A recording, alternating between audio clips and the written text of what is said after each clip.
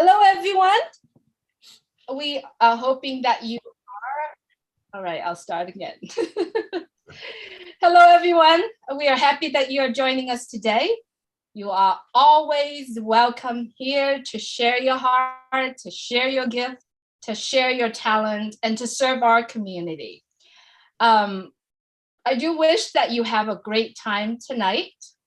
Just know that when we are coming together, we'll stay open-minded, open heart to receive the information that's shared here with us and to receive the hearts of the people that share their heart out here with us and things that we shared here.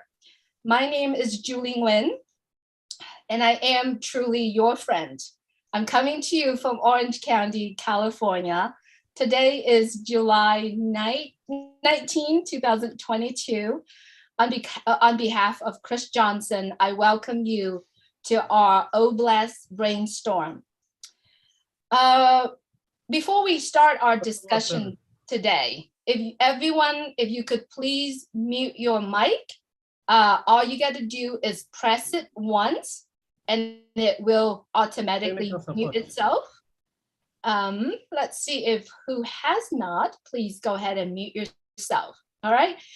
Before we start our Oblast discussion, I would like to convey Chris Johnson's message to everyone who had recently prayed for him in surgery and sending your healing thoughts to him. He is home now in recovery. He is resting, and he appreciates all your prayers and your thoughts. And we'll thank God that he is not here with us today because he's doing well. However, the things that he had to take and the things that he had to go through really make his body not normal. Literally, this is just for fun. I was on the phone with him. He puked all over the place. And thank God he's not here with us, but we know that he's doing well. So thank you so much for all your prayers and your healing, messages sending toward him. If you could, everyone, please mute yourself. I would really appreciate it. What he is doing right now is he is focusing on healing. Therefore, if you want to send him messages, just please refrain from sending it to his phone. He has to keep his phone on, just any emergency or his family want to reach him, he'll be able to take it. Please refrain from asking him questions. If you are sending him prayers, please do that, helping him to recover, but please refrain from messages. Give him about 3 to 5 days. If you need anything help, please feel free to reach out to any one of us here. We will be able to help you. You need posting. You can also know who can post on there. You can reach out to any one of us and we'll be happy to do that for you as well. Please keep him in your prayer and also refrain from reaching out to him as well. Welcome everyone to our evening discussion about Oblast. For a lot of us who are joining us tonight, you might not know Oblast is. You might not know what it is and what it does. I would like to take a few moments just to share with you what Oblast is. Oblast, to me, it is a heart. It is the heart. It is the center of OnPassive. It is a philanthropist platform that really helps connecting all of us together to the causes that matter to anyone that involved in it. We are gathering together the right people to support the right causes and to the people that realize there are needs in this world. So that is basically a snapshot description of Oblast. Oblast aims to connect people to not only seeking for help, but seeking financial assistance to the people that are capable of and willing to be able to give a hand. This platform comes into two distinct ways of accessing. If you are a benefactor, you can use Oblast as well. If you are a campaigner, you actually could use Oblast to do so. So if you are looking for further information about our Oblast, please feel free to visit www.onpassive.com, or the best way for you to get to know more about Oblast is to get back with the person who invited you to this webinar, who invited you to attend OnPassive webinar, who talked to you about the opportunity to become customers, become resellers, become part of OnPassive. Please get back with those people so that they can directly direct you to the appropriate information and correct information as well. All right, so that is Oblast. And tonight we are gathering together here tonight with everyone has a heart of connecting people around the world, helping other people. And I have to say, many of us are here today has already done so in our own life, in our own charities work, in our own community or our own home. Chris has put together a program for us but it's not going to be happening tonight. However, he and the guests that are preparing for the program coming up next week is Janet Butler and a lot of her team. So it's coming on next week. They are going to talk about hurricane shelter. So if that topic touches your heart, and if you are wanting to focus on those topics, please remember to mark your calendar. It's next week at the same time. But tonight, I'm stepping up to help Chris Johnson tonight. And when he told me to help him, I said, okay, I'm just going to do what comes to my heart and my mind. And it comes to my heart and my mind is my dear friend, Leon Holiday and his team.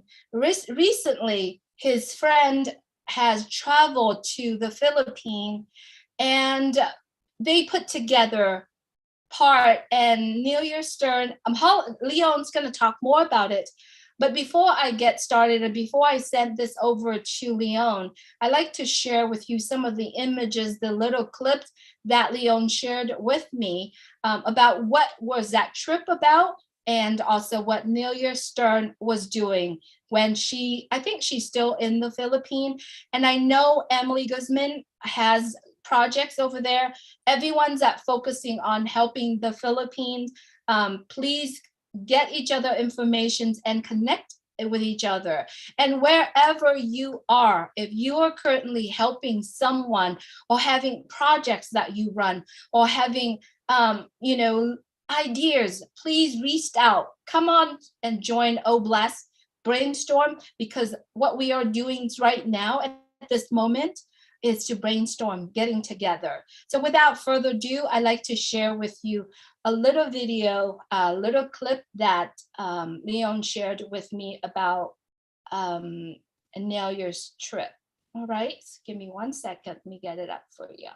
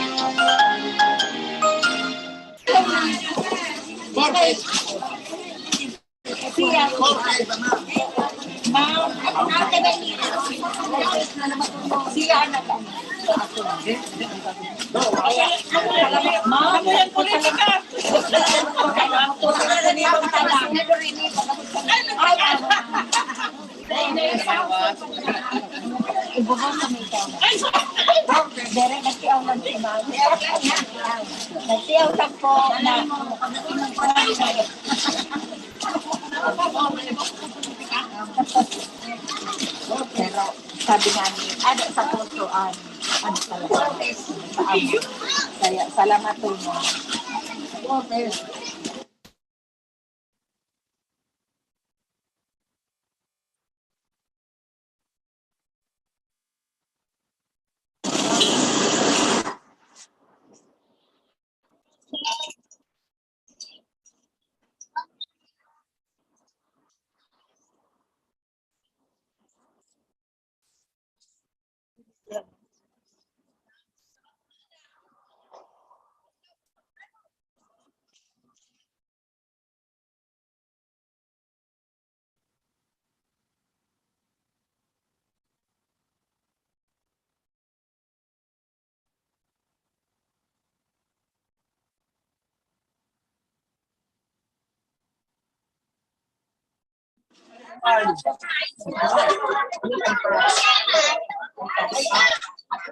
Okay.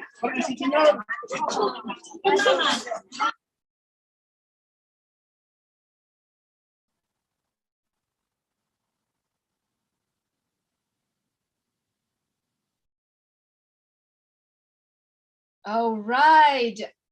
Thank you so much, Leon and Nelia Stern, for doing that. I know you noticed that in the banner, it was a misspell. It's okay.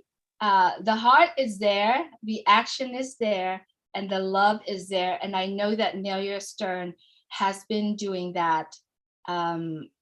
She has, I believe, that doing that every single year. So without further ado, I'd like to introduce my dear friend, Leon Holiday. Leon, if you could please unmute your mic and talk to us, please. Hello, everyone. And thank you, Julie, for having me on today on Oh Bless. And of course, I love being on Oh Bless anyway. And so I just want to let you guys know that, yes, you guys may have heard of the recent volcano there in the Philippines.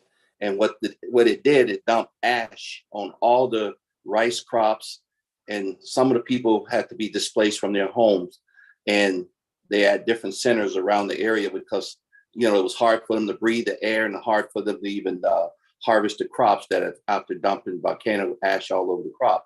And so Nelia and a lot of other people in the Oxnard area we have probably one of the largest Filipino community in the whole state of California. I mean, whole United States, in Oxnard, California. And I've known Nelia for almost 39 years. She does my taxes. She's my CPA.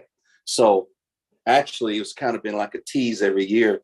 If I don't have to pay the government, whatever I get left over, I'm gonna donate it.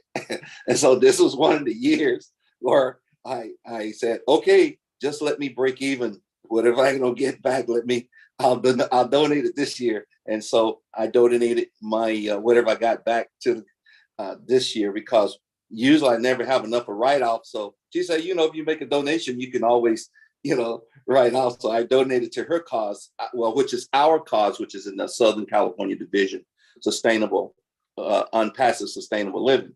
So we have few people. We have Kathy Wilcutt is part of the group. We have Emmy Kadane. We have quite a few people, Evelyn Garcia, Michelle Reyes. We all part of our group. And I just so happened when I started signing people for Passive, we were already there on the old blessed side, and it didn't take much more.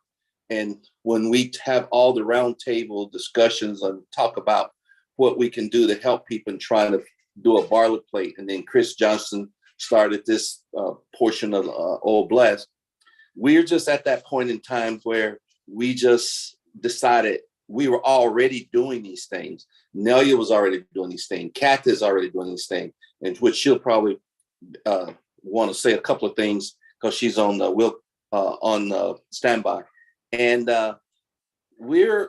this could be done anywhere. This could be done in Africa, in many different countries throughout Africa. This could be done the same way we're doing it. If there's a cause, we just go to the cause. And again, sometimes having that tax write-off, she does my taxes and she said, you don't have enough of write-off, you should donate more, boom. I donate a little bit more. I could donate that to anywhere. That could be donated to any cause. Now, since we part of Unpassive, we all part of Unpassive, it's easy to donate it to somebody who, like Dr. Benny said about a week or so ago, with the other project, give it to somebody who going to go and deliver the money and buy the product and actually get it in the right hand. And Nelia is from that region. She's lived there. And so it's easy. And she does it like during the COVID. She was feeding, how many people couldn't leave their providence in the Philippines. They couldn't work. A lot of people work in Manila. They couldn't go to Manila. They didn't have food. So Nelia was donating and sending food. She fed a lot of people. That was longer lines. because that's what we do. And that's how we're going to have to, that's how we as a group, we as a country, we as a whole, that's how we're going to take care of poverty. That's how we're going to take care of feeding people.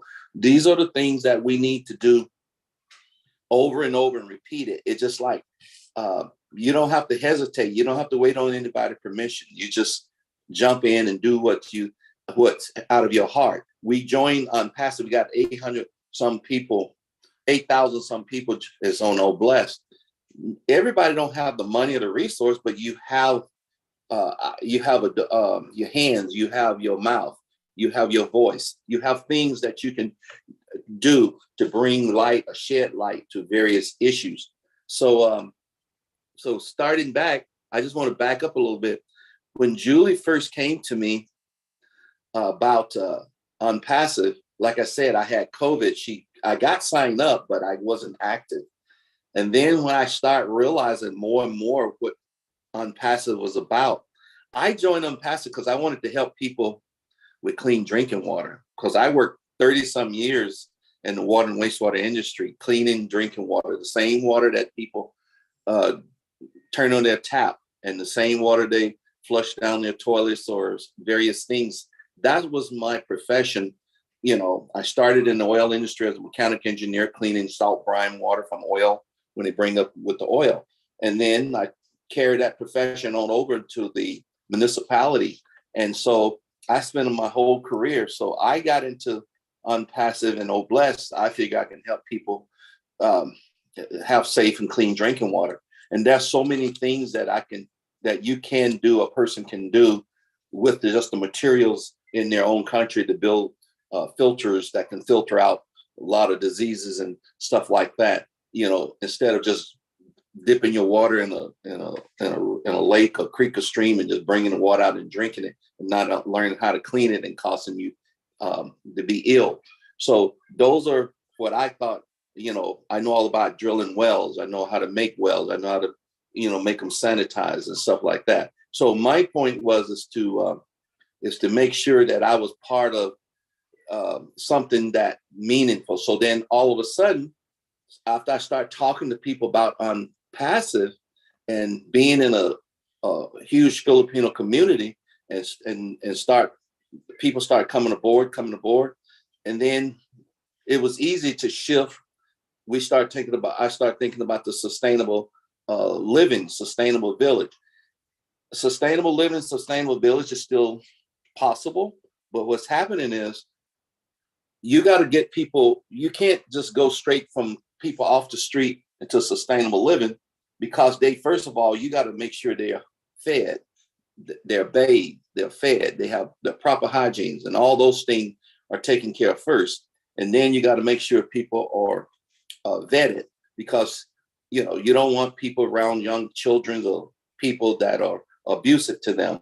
So there's so many things that we thought we would do. We come up with a application where when you interview people, and if you start a sustainable village, and then we start thinking about all the other things that are out there, like empty buildings. Instead of building a sustainable village, you can start with the empty buildings in your own neighborhood. There's empty schools, there's empty buildings.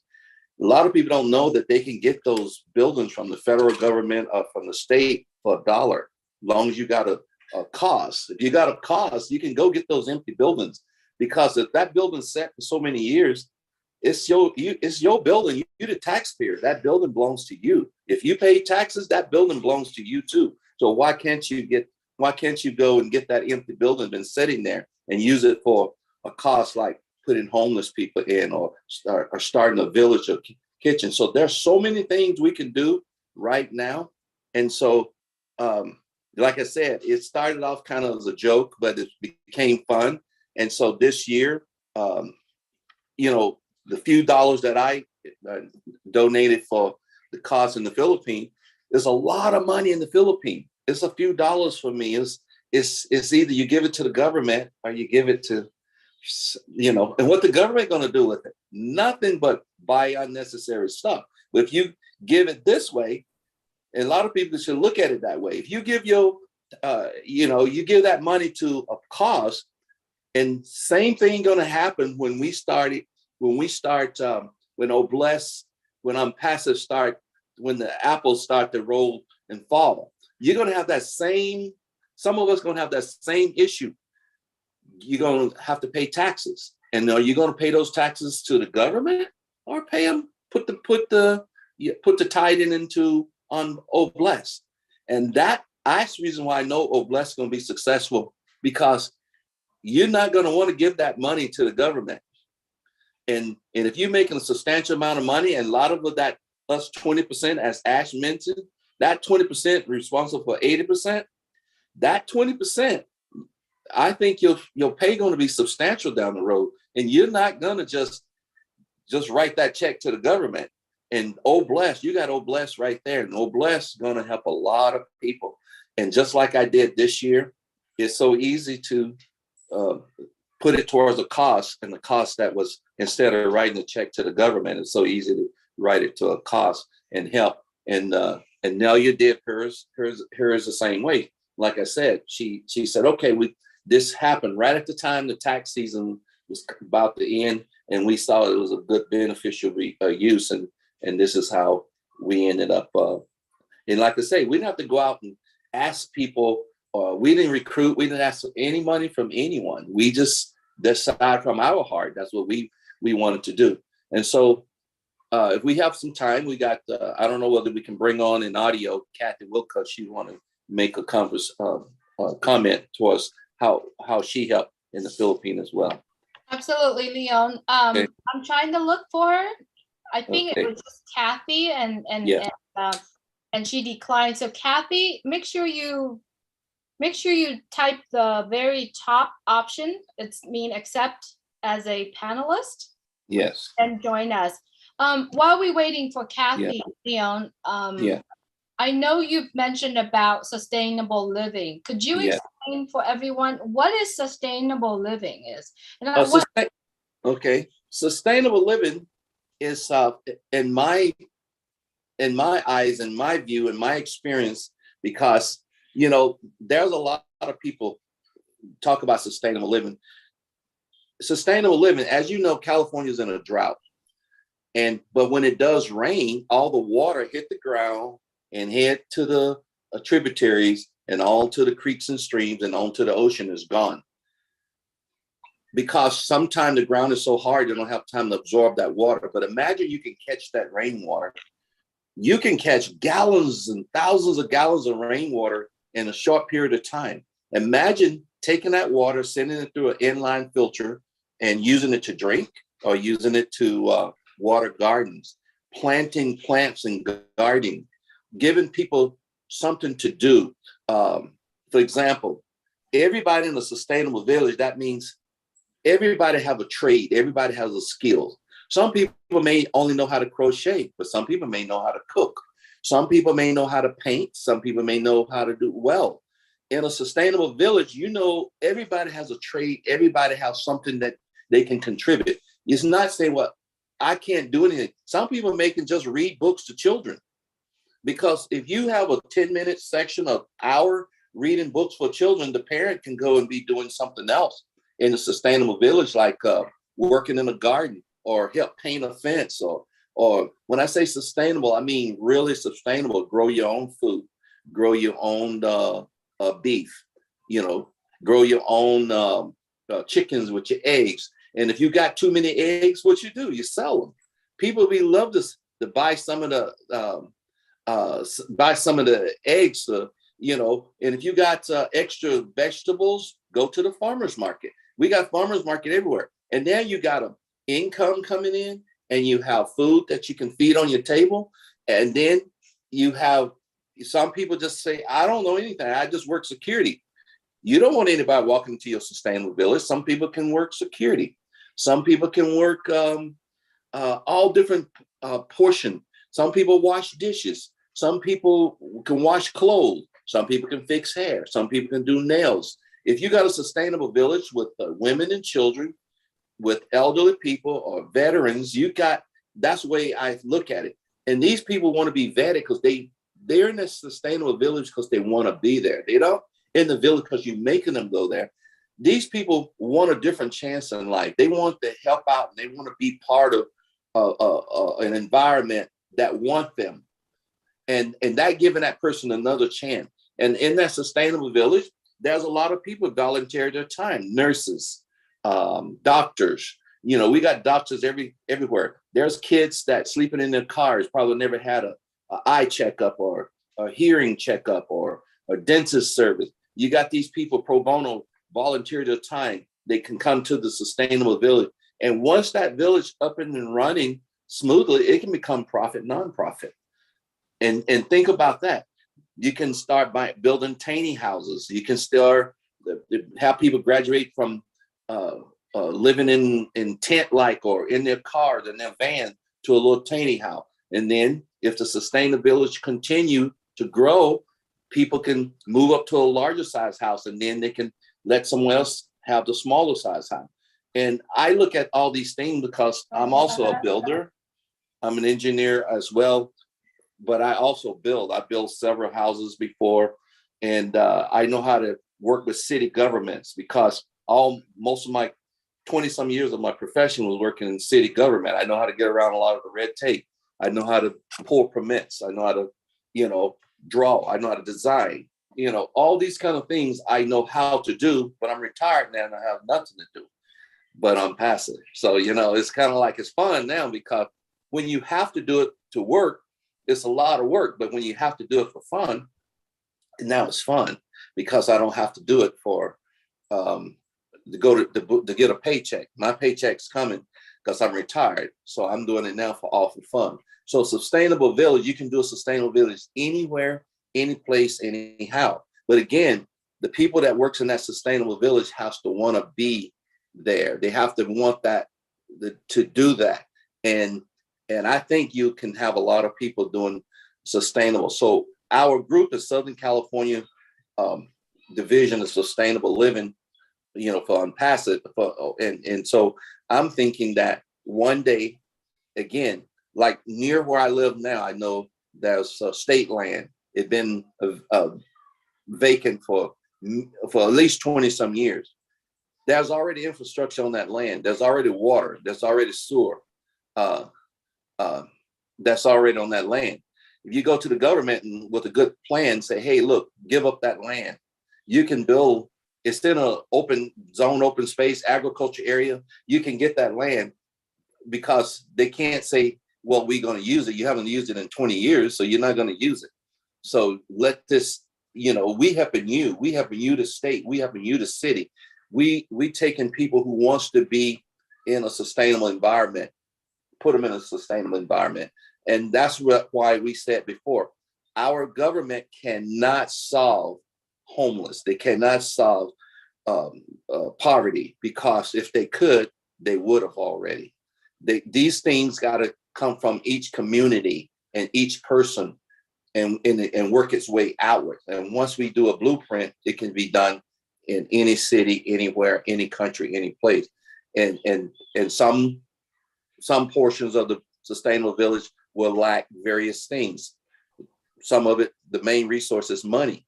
But as we know, if the money get in the right hands, it can be used properly. It can be used correctly. But if the money get in the wrong hands, say goodbye to your project, say goodbye to the money, nothing gonna happen.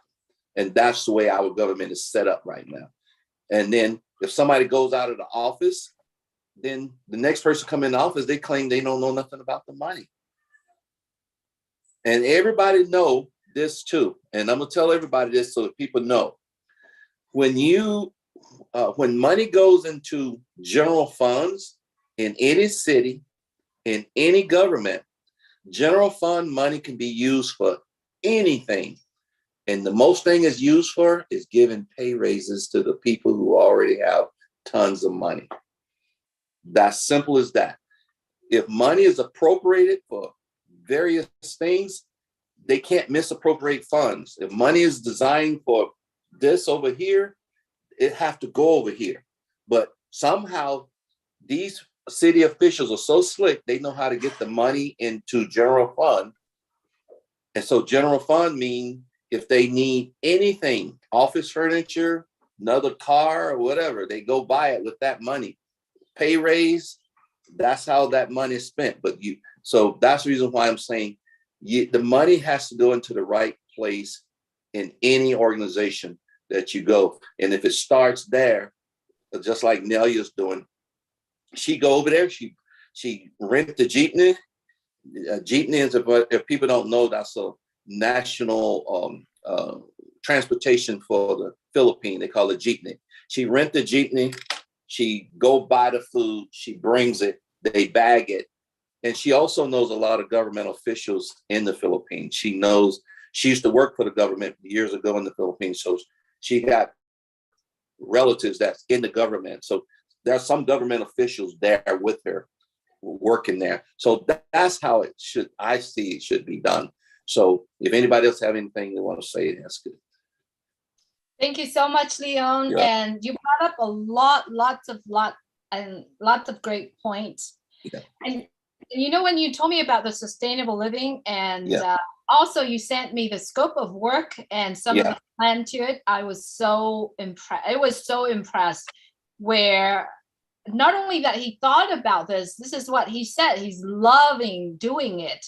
And as an engineering, as an engineer and as a person who worked for the county, the city, he has it all. He knows the ins and outs of it. So what I ended up doing with Leon is saying, you know what, let's do this. So we had positions that available literally toward that project. And the way how I love it is that you are living in the village together, and you build the whole entire sustainable village where anybody who's qualified can be there and build that within that village. Yes, it's probably going to take us 5 years, 10 years, 20 years. But once we build that sustainable living space for people, it's going to last forever. And I love this, Leon, and thank you so much for really, truly open my eyes out to support projects, because personally, I don't think I can do any projects or anything. I'm just tagging along with a lot of people and doing it. But you know what?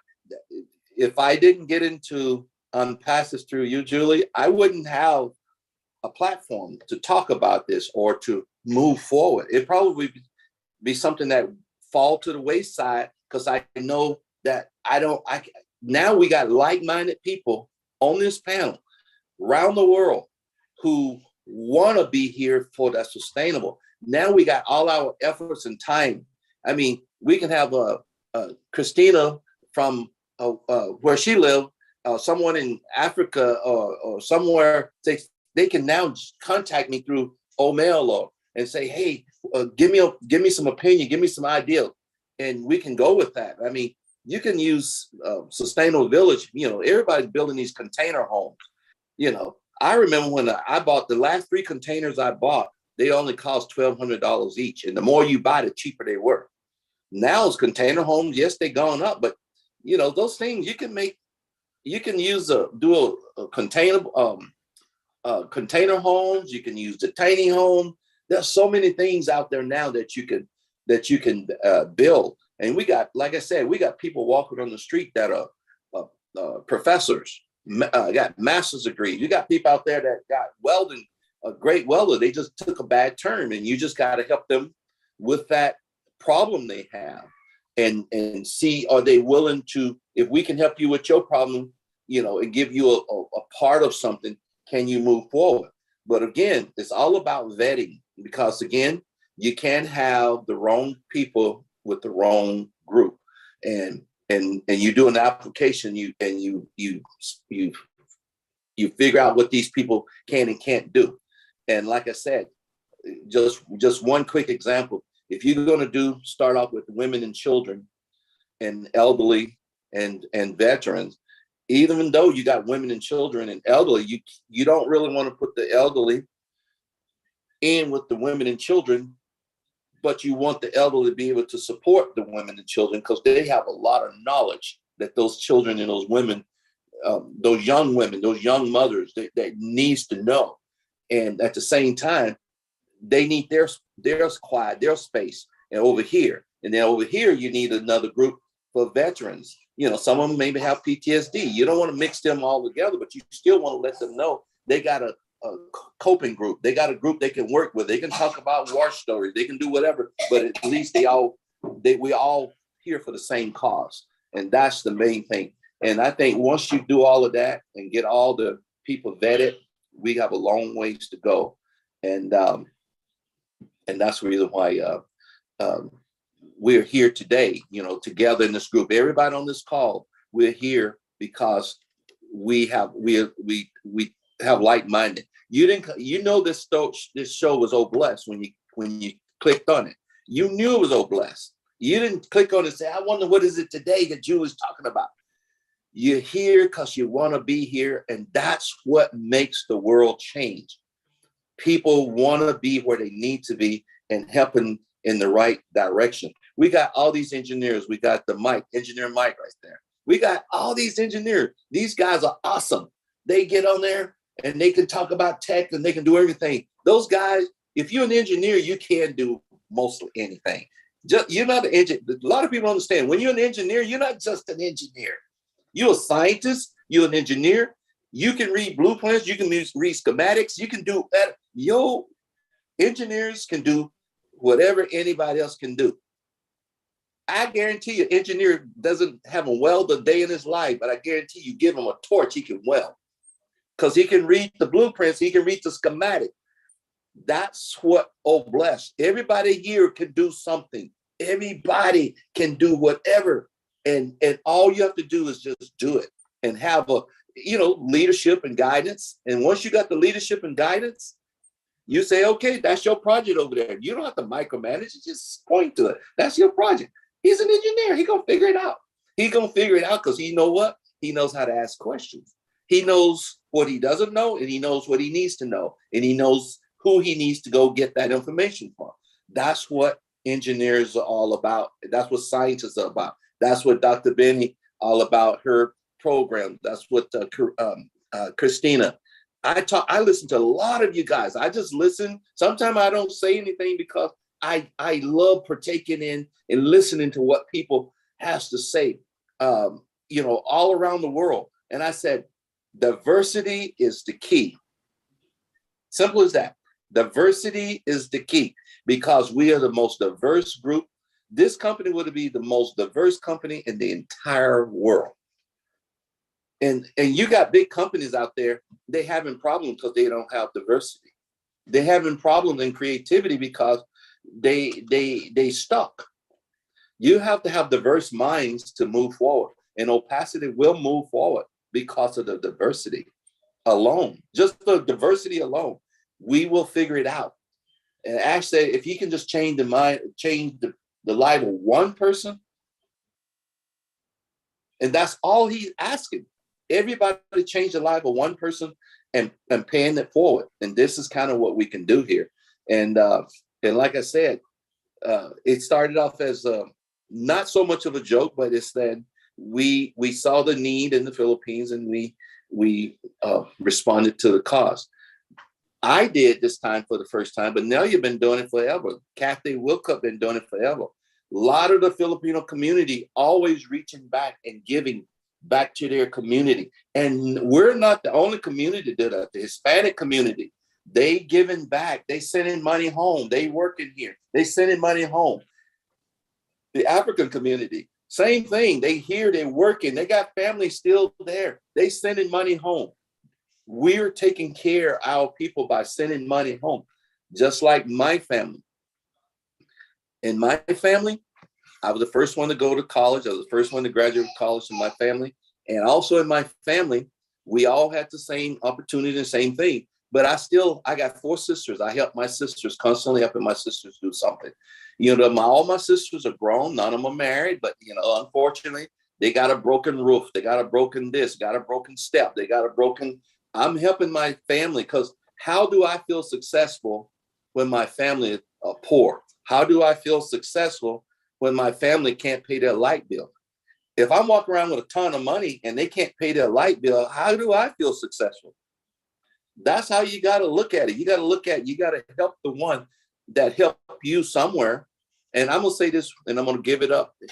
when the day I got ready to go to college, I had zero money in my pocket, zero money. My older brother gave me the last $20 he had in his pocket. The last $20. To this day, I can never forget that. I can never forget that. So when my brother, when I got a really good job, I went to my boss and said, my brother knows how to do this and this and that. And he said, we just need a person part-time, blah, blah, blah. My brother needed a job. They brought him on to Ventura Regional Sanitation District. My brother retired from Ventura Regional Sanitation District, running the whole entire vacuum team, cleaning out the sewers on the streets with the vacuum truck or whatever. He got a full retirement out of it. I could never forget that, what he did for me, that $20 he gave me. And that's the last money I received, from my parent or from any family member. And I want to make sure. And we all have those stories in our family that we can reach back and we can pay. We have to just do it. And OnPassive is one of those places that we can do it. So right now, all my sisters are signed up in OnPassive. All my cousins, all their daughters, family members are signed up. So pretty much I got 20, 30 family members, or even 40 signed up in OnPassive, because all I did was tell them, share it with them, because they said, we believe in you, so we're going to do it. Simple as that. Like, I believe in Ash. I believe in Ash. I believe in Julie. I believe in my people. I just did it because the people I believe in. I don't care whether it work or not. I know it's going to, but I don't care, because I just believe in the people. And that's why we are where we are. And that's why we're here on Blessed. So I just wanted to share that with you guys. Thank you so much, Leon. Wow. Thank you so much for your loving and your sharing of OnPassive, and first of all, trusting me. Just a little bit between, just everybody kind of know where Leon and I fit into this pictures, because he's kind of sharing a lot. Yeah. I met Leon about 3-4 years ago, almost 4 years ago. Yeah. At one of the events in the company that we were together. And that was first time. I think we only met personally, like face to face, probably about 3 times. Yeah. But he's on my Facebook, and he's been a friend, and he just kind of watched me going, right? And then when I shared OnPassive with him, I just say, Leon, you've got to be in OnPassive. But I said, okay, send it to me. He sent it, he signed, and then he got COVID. So the entire year when he were in OnPassive, I got no hold of Leon. We didn't talk about OnPassive, didn't really do anything. And then I said, Leon, you got to plug in. Yeah.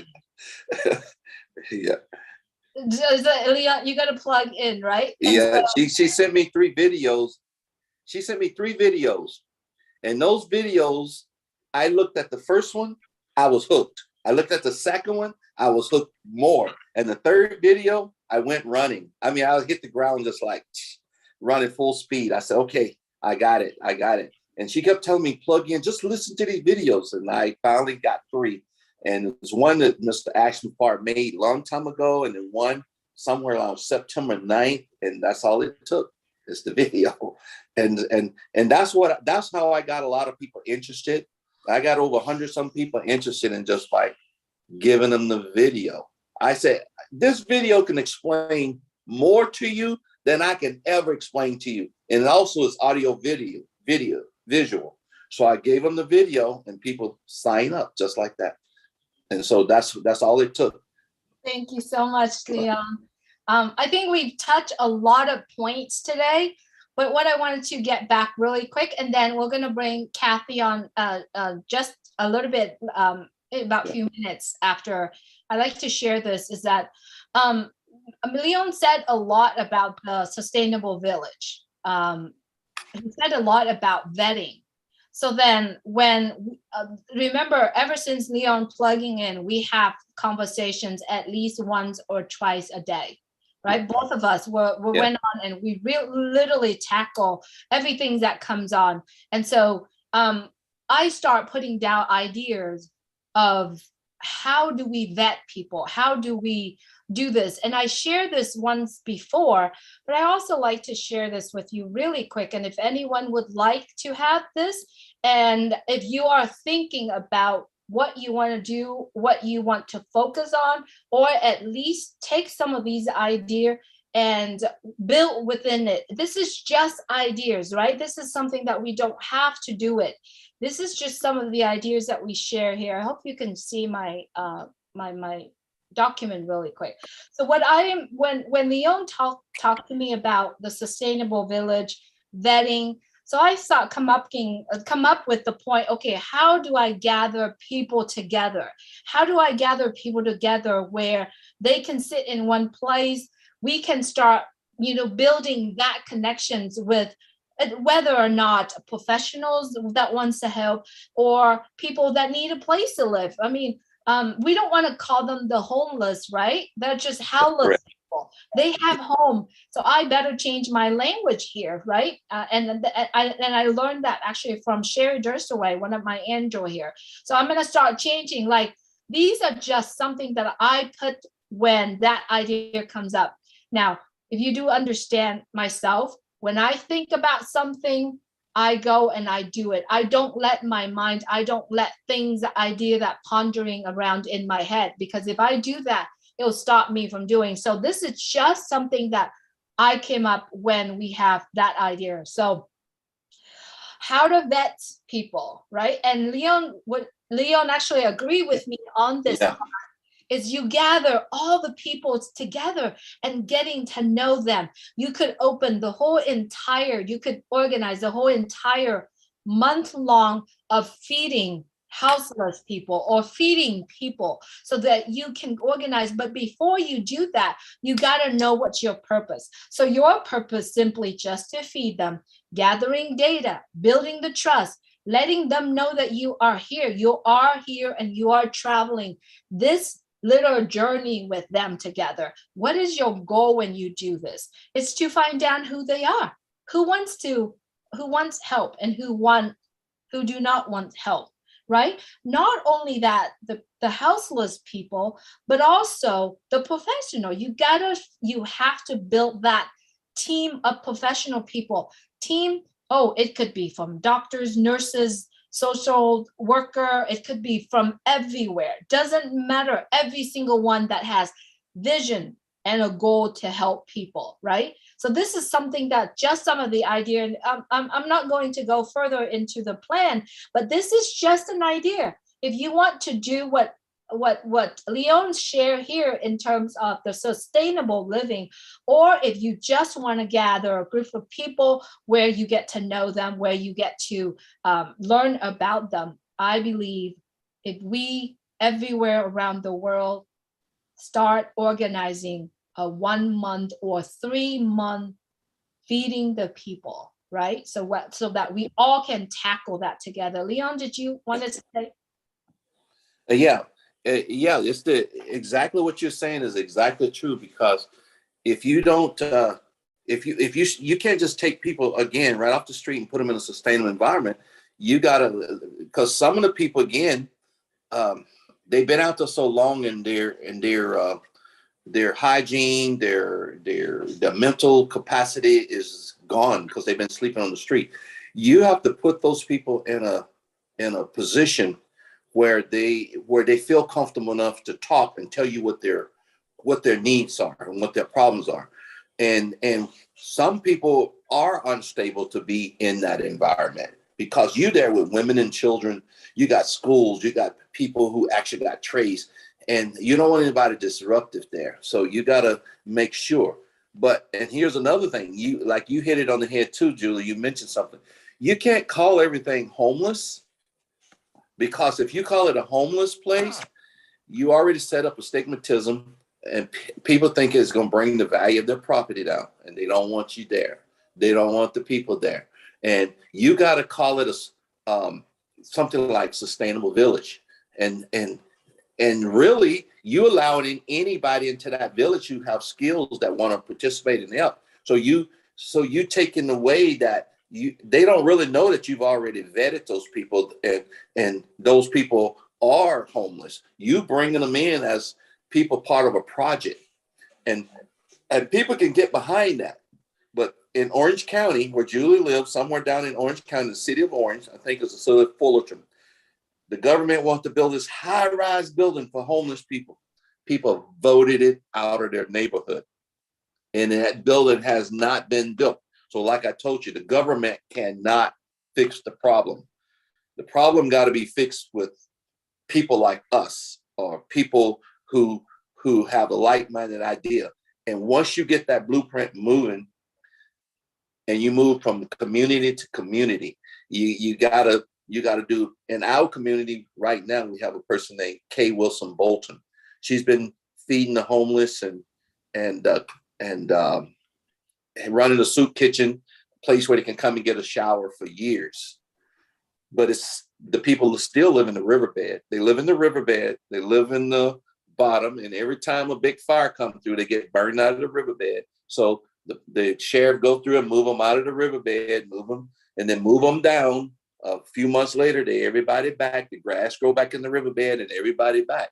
But the problem is, she consistently feeds them. That's her capacity. That's as far as she can go. We consulted with her, and we have an empty Kmart in our building, in our city. Brand new Kmart built, 5-6 years ago. Things still in perfect shape. All the infrastructure there, the water, bathroom, everything. All you have to do is put so many beds in there, split it down the middle, put elderly people over here and homeless women and children over here. Then that way you can further vet them. But now you got another stage to go, get them from that stage to the next stage, to the sustainable village, and take all the stigmatism away from the people who gonna say, because someone have a house that costs 600,000, 700,000, 800,000.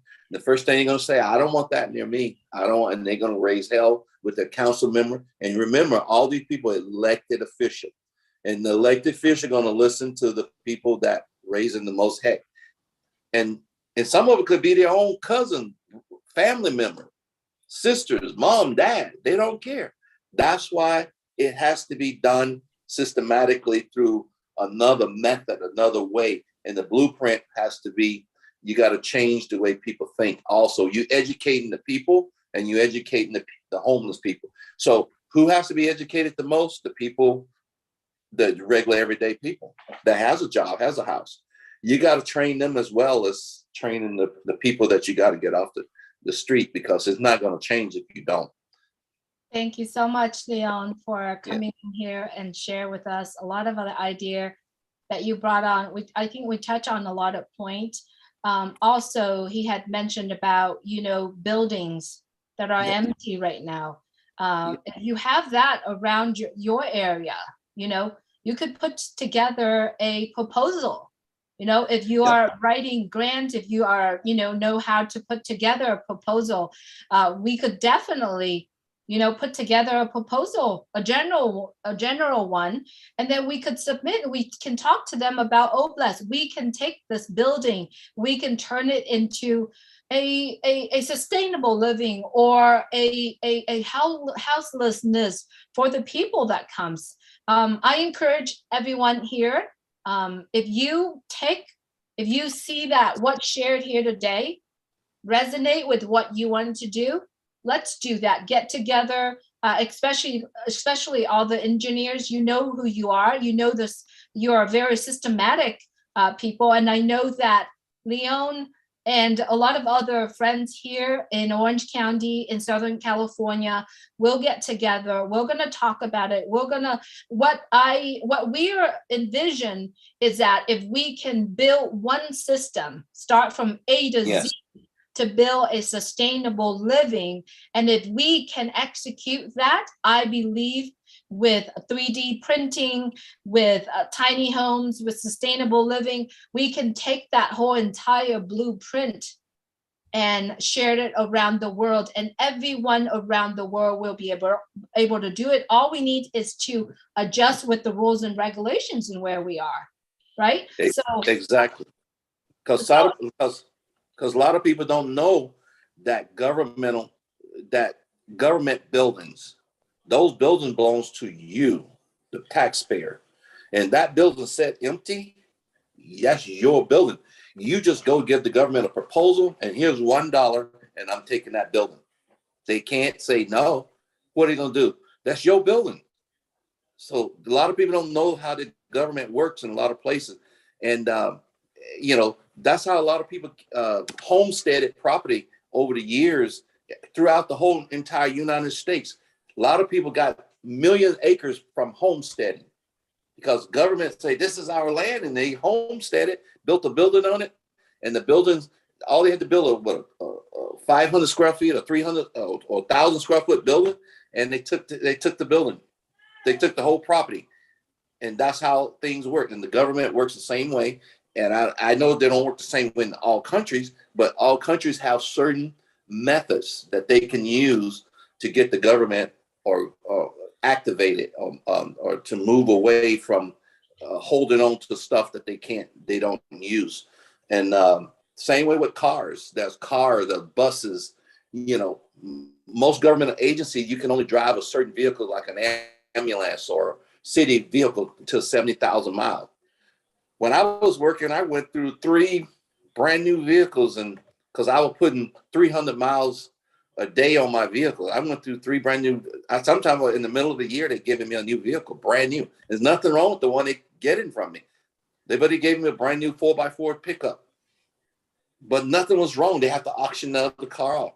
You can get those cars, those same cars. If you got a cause, you can say, I need 10 of those cars that you auction it off.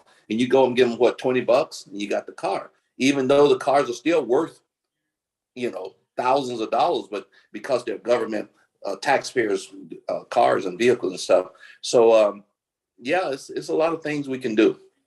Thank you so much, Leon. I'm excited. I'm glad that we were having the opportunity to share this out.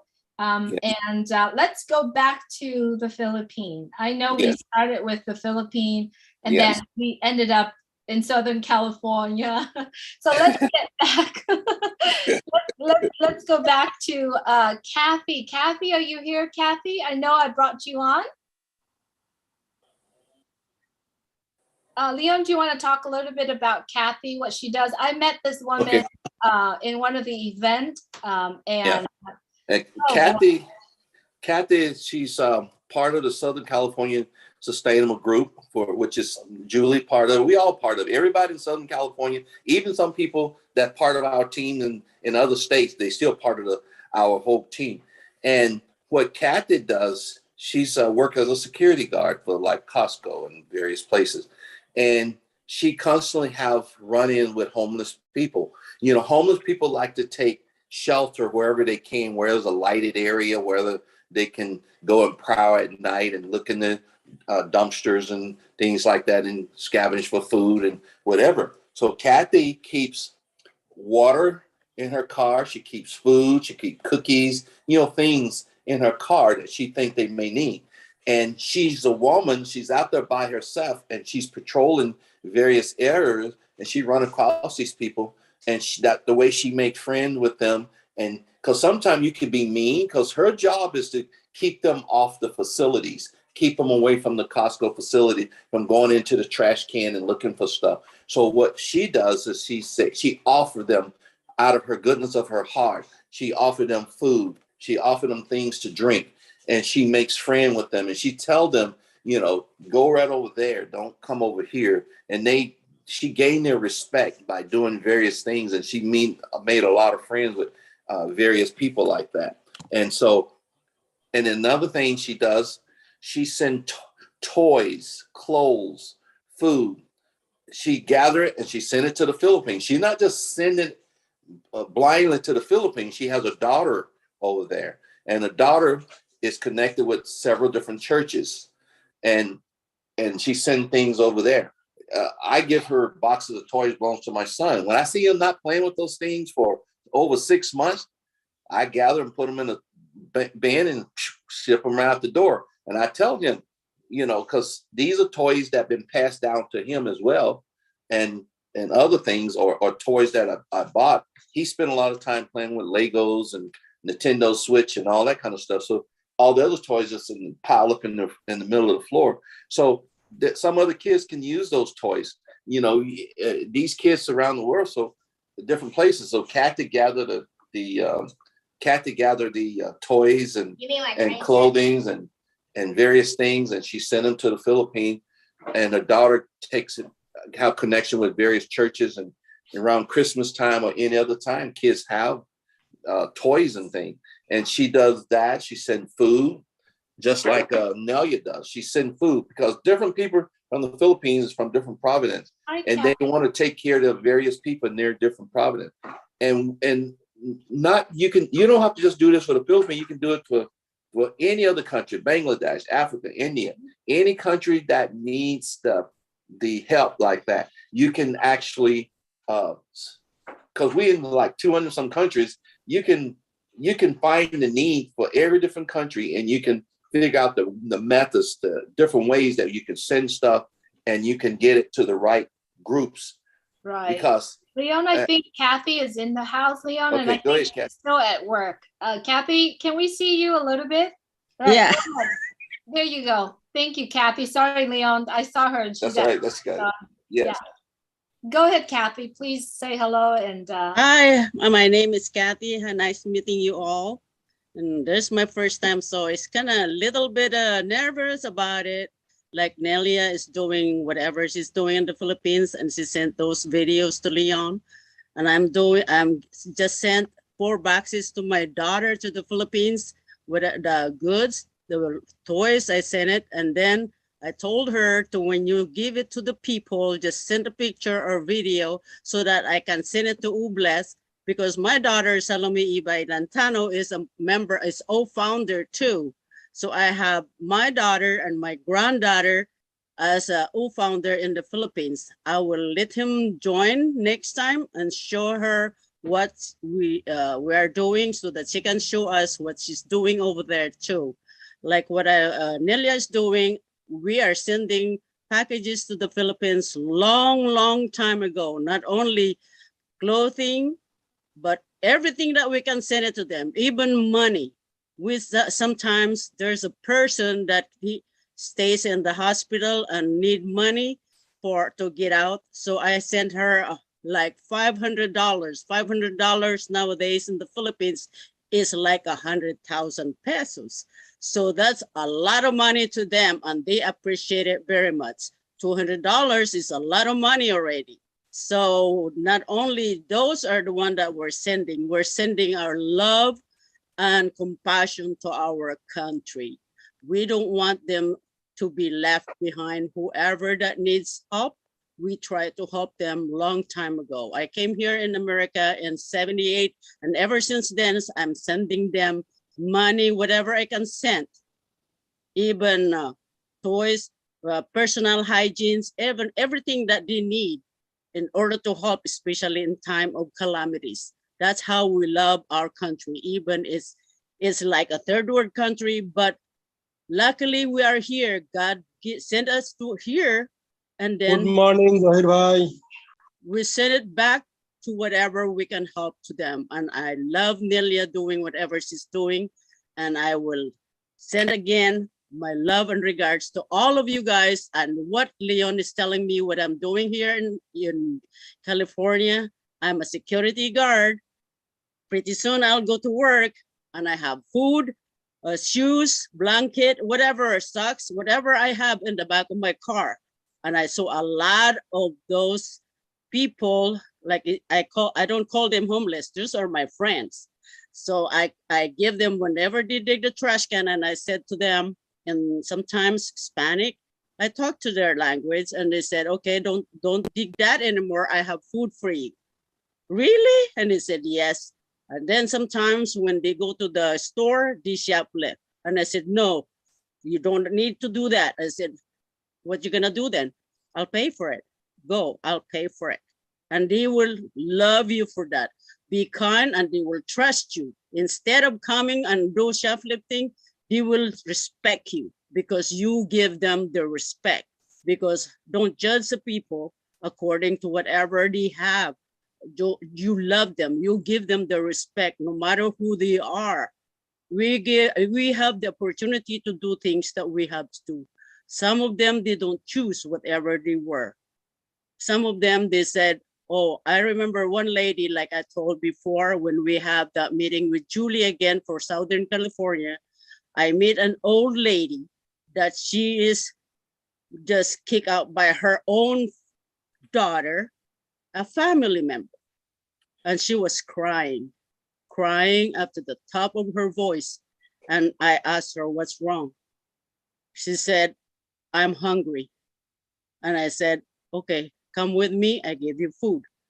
And I said, I'm cold. Here's the jacket, here's the shoes, here's the blanket. The only thing I cannot give you is a housing. That's why a sustainable village is a good thing to join. When Leon showed me that, I didn't hesitate. I did not say, wait, I will think about it. No, I did not hesitate to do it because I already know what's in there. And I said, okay, I'll join. I'll join right away. I will join now. So I have people under me, and I convinced another lady who is another Filipina. And I said, you want to join this? I just show it to him. And then I told Leon, she talked to Leon and he said, let's go. Let's strike the iron while it's hot. And she make 35, 40 people right there for me to join. Yep. That's what she's doing. And every time she said, how is the OPASIP? It's going on, it's strongly going on. That's why I told myself that everybody's saying OPASIP is a divine masterpiece. Mhm. That's what I said, a divine masterpiece, because it's for humanity. Humanity is for human that are not well off. Mostly the people that we need our hands. Like I told Leon, I only have 2 hands before. Now I have too many hands helping the Philippines and helping people that I can say it in here where I work. I only have 2 hands, like I said. Now I have millions of hands to help. Oh, bless. Oh, passive. Thank you for one person. First, Leon to let me know, Julie to let Leon know, and Julie, whoever bring Julie on. Then after that, whoever bring Julie and Julie, then we go to Mr. Asmufar for a very, very big human heart, a divine person that sent it to us. God bless everyone, but most especially Mr. Asmufar. Just remember, this company I called Divine Masterpiece. I said that for myself, a divine masterpiece, because it helps humanity, not the will of, but the needy person, like mostly us too. All of us, the needy person, all of us, we need help, then we pay it forward to the people that needs us. Like Julie, he paid forward to Leon, Leon paid forward to me paid forward to somebody else, and then the other people. Keep going, we are getting stronger. Like I said, trust one another, have a confidence to each other, have a good teamwork, and nothing is impossible. We can all do this in the name of the humanity. God bless you all, and God bless humanity, Mr. Asmufar. I love you guys. Oh my God, Kathy, I love you. I love your conviction and I love your heart. You make me cry right now because of what you are doing, Kathy. I sent you a biggest hug because I met you in person. And guys, if you haven't met Kathy, little lady, right? Head in a blue dress, running around and help everybody, try to get everybody food in that event. Try this, do that. And then at the end of the day, she's gathering all the extra food. Oh, put it here, put it there. I'm going to have somebody's going to need this, right? So you see her heart right here. And all it is, that's all we got to do, right? From here, from now, it started from your heart and do it. And you did. You make all of us cry here because of your conviction and your love for humanity and your wanting. Imagine, guys, imagine all of us when blessings come, when on passive apples are coming, what Kathy is going to do. So thank you, Kathy, for doing that. I love you. And another thing about Kathy is she has a lot of like avocado tree in her house. And she said, Julie, when you are going this way, make sure you stop by me. Take a bag of fruit home. That's called loving and sharing. And I love you, Kathy. I love you Please too. stay safe. Please stay safe. You too. Thank you. Thank you for having me, and God bless you all. Thank you so much, Kathy. Thank you. Appreciate you. Thank you, Leon, for You're having welcome. you here Yeah. with us today. Thank you, everyone. Do you have any final sharing? Then we're going to start bringing on people to talk about it. Yeah, and I won't bring on anybody else, but the thing about it is we have people like Michelle Reyes, again, who doing something for humanity. And she got people, young women that's getting out of jail, who've been in jail. Some of them even lost their kids and coming out or for various reasons and things. And she ministered to them and she give them hope and she helped them fill out applications for job. And it's just crazy how we just have for just the sake of passive, how we all came together. And when you just say, "Oh, I'm passive and oh bless," and humanity, a company for humanity, it doesn't take people long to just say, "Oh yeah, I want to be part of that." And Michelle Reyes is part of it. She has a ministry up and going. She's very busy. And I'm talking about their own time. They're not getting paid. Nobody's giving them a check. Nobody's doing that. I mean, there's their own time. Leon, I see Michelle is in. Do you know if she's joining us? I see Who's Michelle that? the attendees. I know she's listening, but she's on. If she wants to come on, she can. But I think she was joining us right now. Yeah. Michelle, if you are in, just please unmute your mic. I think she's in.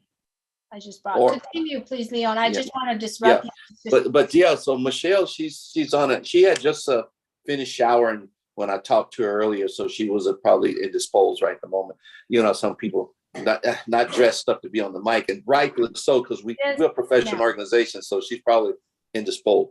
And so my point is that she does so many outstanding, wonderful things, and basically just by me hearing what she had to say. And she said, Leon, if you do a sustainable village, I'll do that. I'll be part of that. I'll help counsel. And so then we talked about it on one of Ash's shows, and we got a lot of people who have worked for helping others, who work with mentally ill, who work with various different types of people. And that's what's going to happen. Once you vet people, you got to send them to the right department, and people can volunteer for whatever the department that they have their profession in. If there's to nurses, they can go doctors, dentist assistant, dental assistants, whatever they are, whatever walk of life.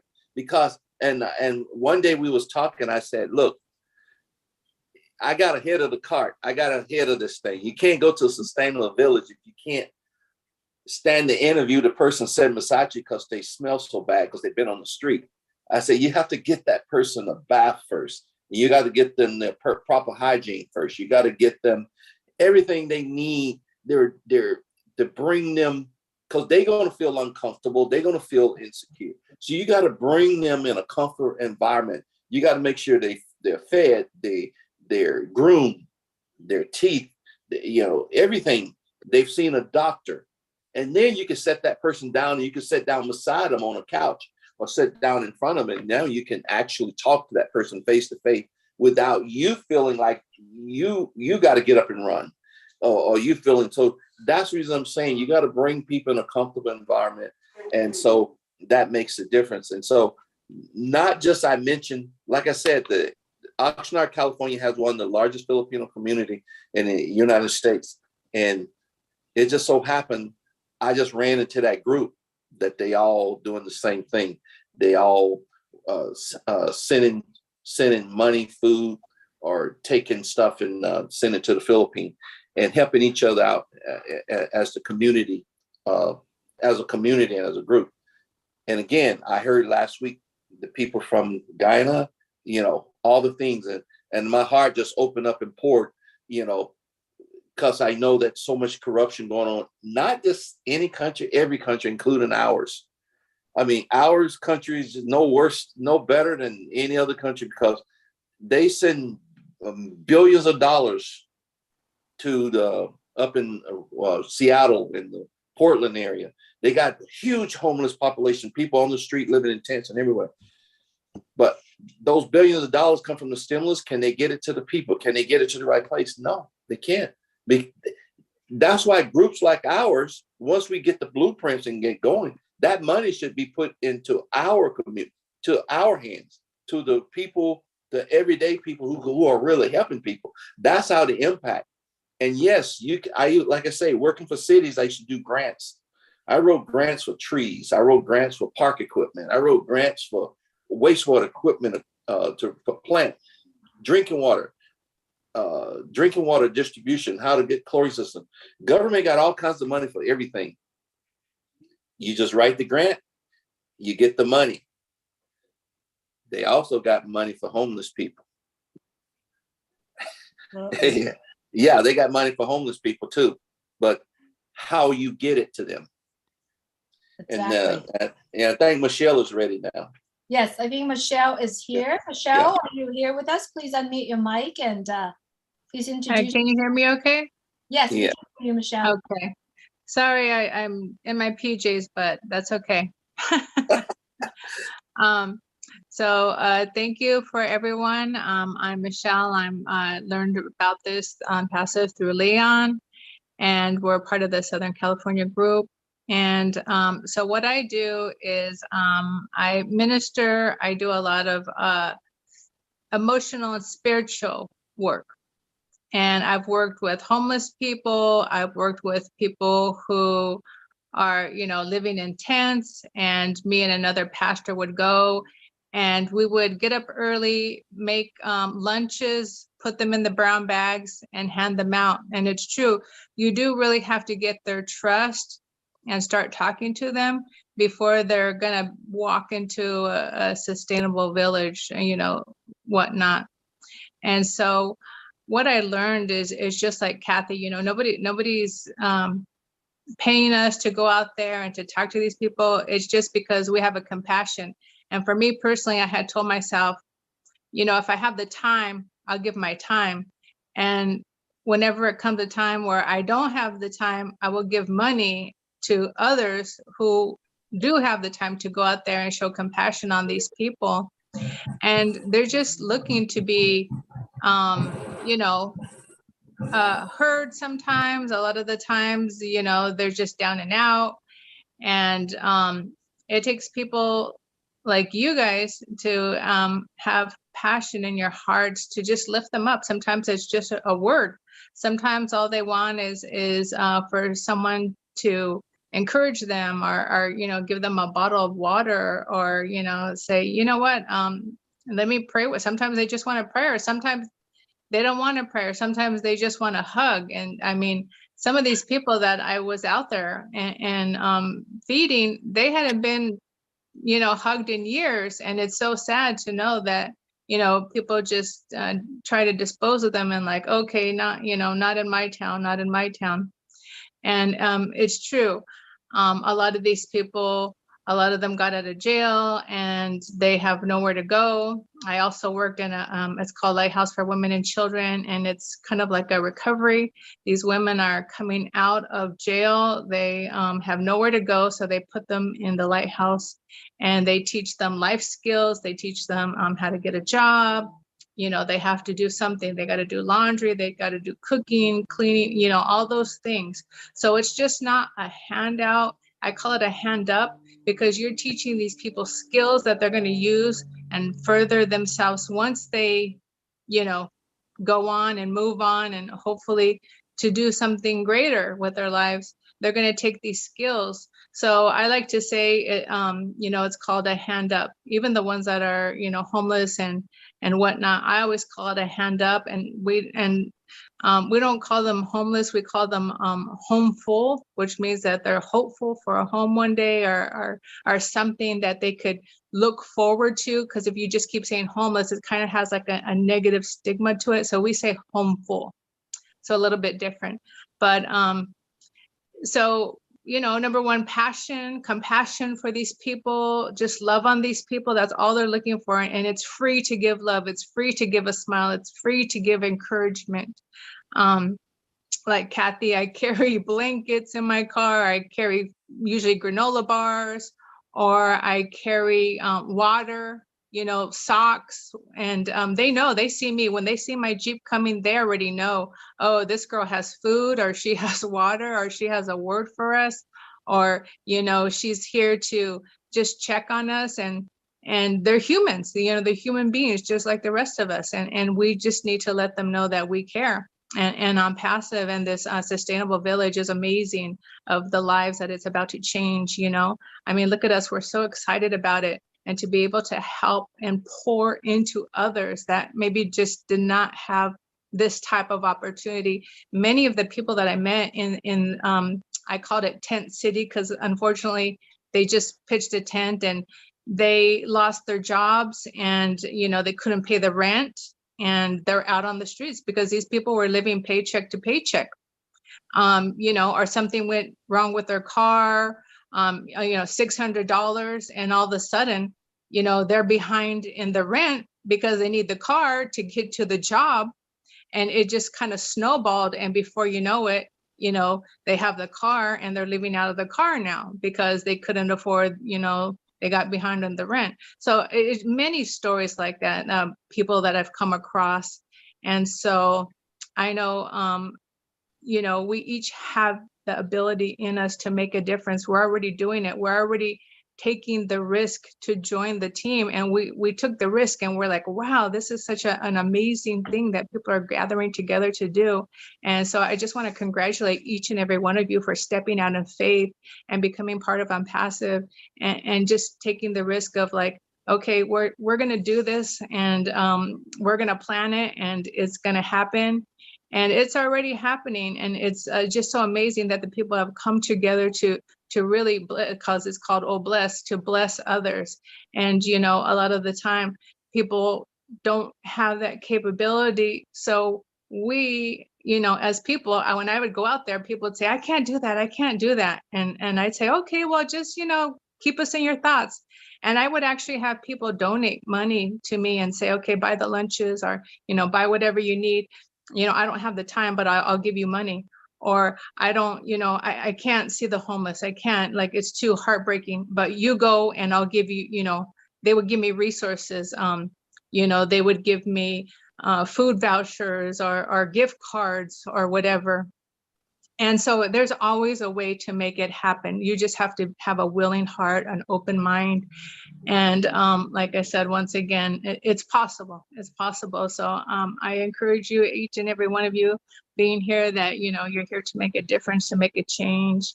And I thank you and I encourage you. I love each and every one of you. And I cannot wait to see what else is going to happen this coming year. So God bless, all the way from Oxnard, California. Thank you so much, Michelle. Thanks so much for joining us today. When I met Michelle in one of the event where we had here in California, she doesn't talk much, but she makes difference. She makes a boom difference, right? She goes out there and she just does her thing. And thank you so much, Michelle, for being here. And thank you so much for sharing your heart here with us. Really appreciate it. Thank you. Thank you. All right, Leon, any last words? We're going to start calling on the folks that patiently waiting for us, but any last no words? last words. I just like to hear from other people, and thank you guys for listening. And like I said, it's all started in the heart. And like I said, I started off when I'm past this just saying I can help people with drinking water, and I'm doing much more than so thank you. Thank you so much, Leon. that's the kind of conversations we have every time we're on the phone together. So thank you for just trusting in me Yeah. when you accepted to be founder of OnPassive with the information that I share with you. And he hasn't stopped. So thanks so much for being here. All right. I see that Ava Diaz has had her hand on since very beginning. So I'm going to call on her. Ava, good to have you here. Nice to meet you. And thank you for joining us. Please unmute your mic. Thank you, Julie, for having me here. This is the first time that I'm coming into OBLESS. I've been doing this for a very long time, but not on OnPassive. I have been trying in my own little means. I'm from Bangladesh. I've been on my own little means that whatever I can, I try to help the people, especially the really poor people, those who are unable to have proper meals, and they are rickshaw pullers. So, one hot meal, they really enjoy. So we make that, what I do is I make it a point of duty to bring everything. I cook it myself, and then I pack it and I distribute. It's not much, but whatever little I can, once a month, I've been doing it. And I've been doing it for the past 3-4 years. And in fact, during COVID times also, without coming into the limelight, I have been helping people, with their rations and whatever I can. So that is why I wanted to join OBLESS, because I know it is a very good cause and I would really, really like to help people. So I need to team up with like-minded people like you so that I can help others. That's all. Thank you so much, Ava, for being here. Congratulations for what you are doing. And I know, oh my gosh, I just sit here and hearing everyone who's sharing today and saying, when the apples are falling, how many lives we can touch, right? It's going to be in a massive way. So I just wanted to know that if I have, how can I join with other team members from Bangladesh so that we can really go out and make a lot of difference. if you, Because I have in mind that, there are people that, like they say, don't give a man a fish to eat, teach him how to fish. This is what I feel that we need to, give them, like Leon said, sustainable. Give them to do something where they can really sustain themselves and not put out their hands, and they will not feel that, they're poor or somebody's being just pitying them. No, they want them to live with pride and dignity so that they in turn learn how to help others. This is what I have kind of thing in mind. So I don't know how, but it will happen. That much I know. thank you so much, Ava. You are the gem that Bangladesh has. So what I did was I sent you a message with my email on it. If you could please send me yours. And Sure. if any friends that are in Bangladesh has the right vision, the right heart, like Ava shared with us here, please send me an email, and I definitely would love to contact and connect you as well. Thank you for being here, Ava. Thank you, Julie. Thank you so much for speaking out. Thank you. Thank you very much. All right, Engineering Mike, you are up next. Please go ahead and unmute your mic. Hello, everybody. Good evening, all our leaders. First of all, Leon, I don't know. It's like you just put me into space, into another kind of trance this evening.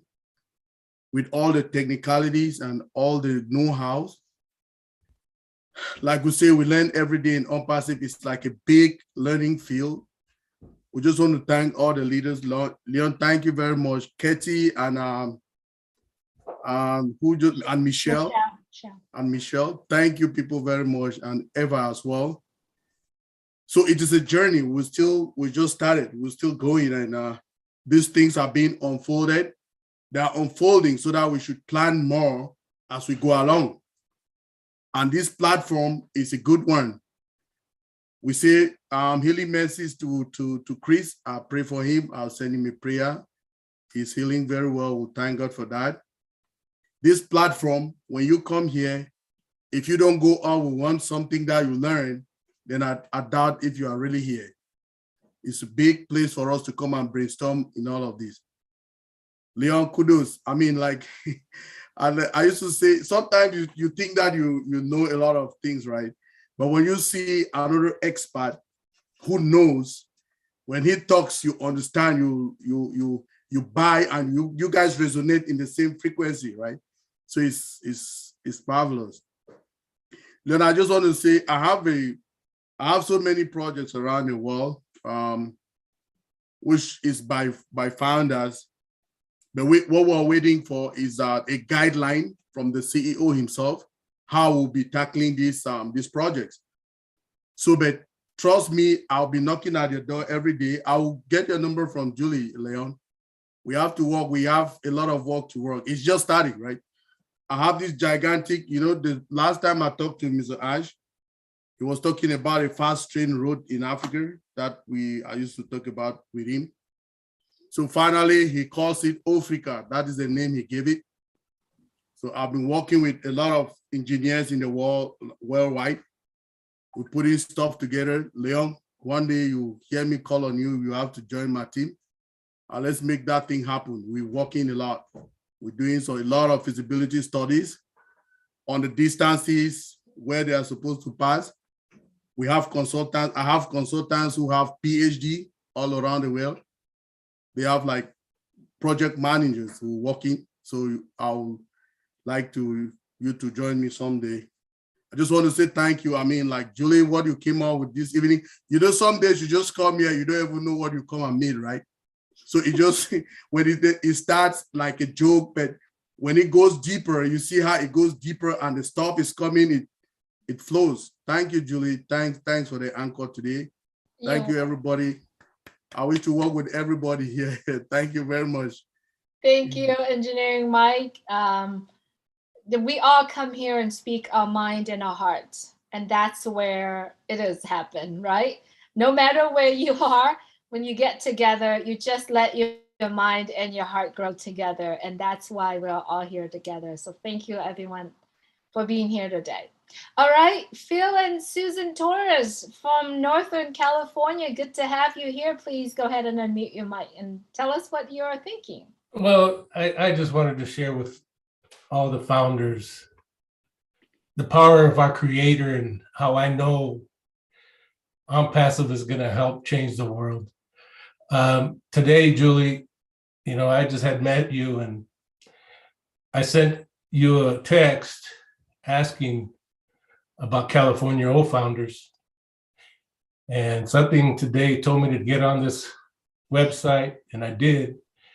And come to find out that Leon is where I was born and raised in Oxnard. And I moved from Oxnard to Northern California. So the Lord has brought us together, and I think with On-Passive, we are going to change the world. And I just wanted to share that with you. I thought that was a great thing, that how this worked out. And like I said, just today, I sent you that text because I wanted to meet new founders. And now I think there's an avenue we could follow that we can all get together and build On-Passive and make it a great business and helping business, a loving business. Thank you. That's all I wanted to share with you. Thank you so much, Phil. Thanks so much for being here. And yes, things that the Lord does for us, lining up together, it's amazing. And we don't know how. We don't know how that happened, but it's good. Today I've received a lot of good news from founders around the world. I mean, like things that lining up. All we got to do is line up our heart and our mind and look out for what you're looking for, right? And so we are here today. So I got your text message and I'm going to put in the chat just for you, Phil. This is my new number. So if you could replace the old and we're good to go. We'll connect. And then I definitely will connect you and Leon and all the team together. In California, we're planning to have one coming up soon. Let's connect. Let's pull everyone together. California, it's just a state within United States. If we can make a difference in California for all that lives in California, knows how California is, and if we can make the difference in California, I believe we can do that worldwide, right? Yes, and the things that Leon was talking about were the same things my wife and I were talking about, because in California, I used to work for the California Youth Authority, and they're closing down camps and leaving properties vacant. Those camps and different buildings are going to be standing there and not be used, like Leon was saying.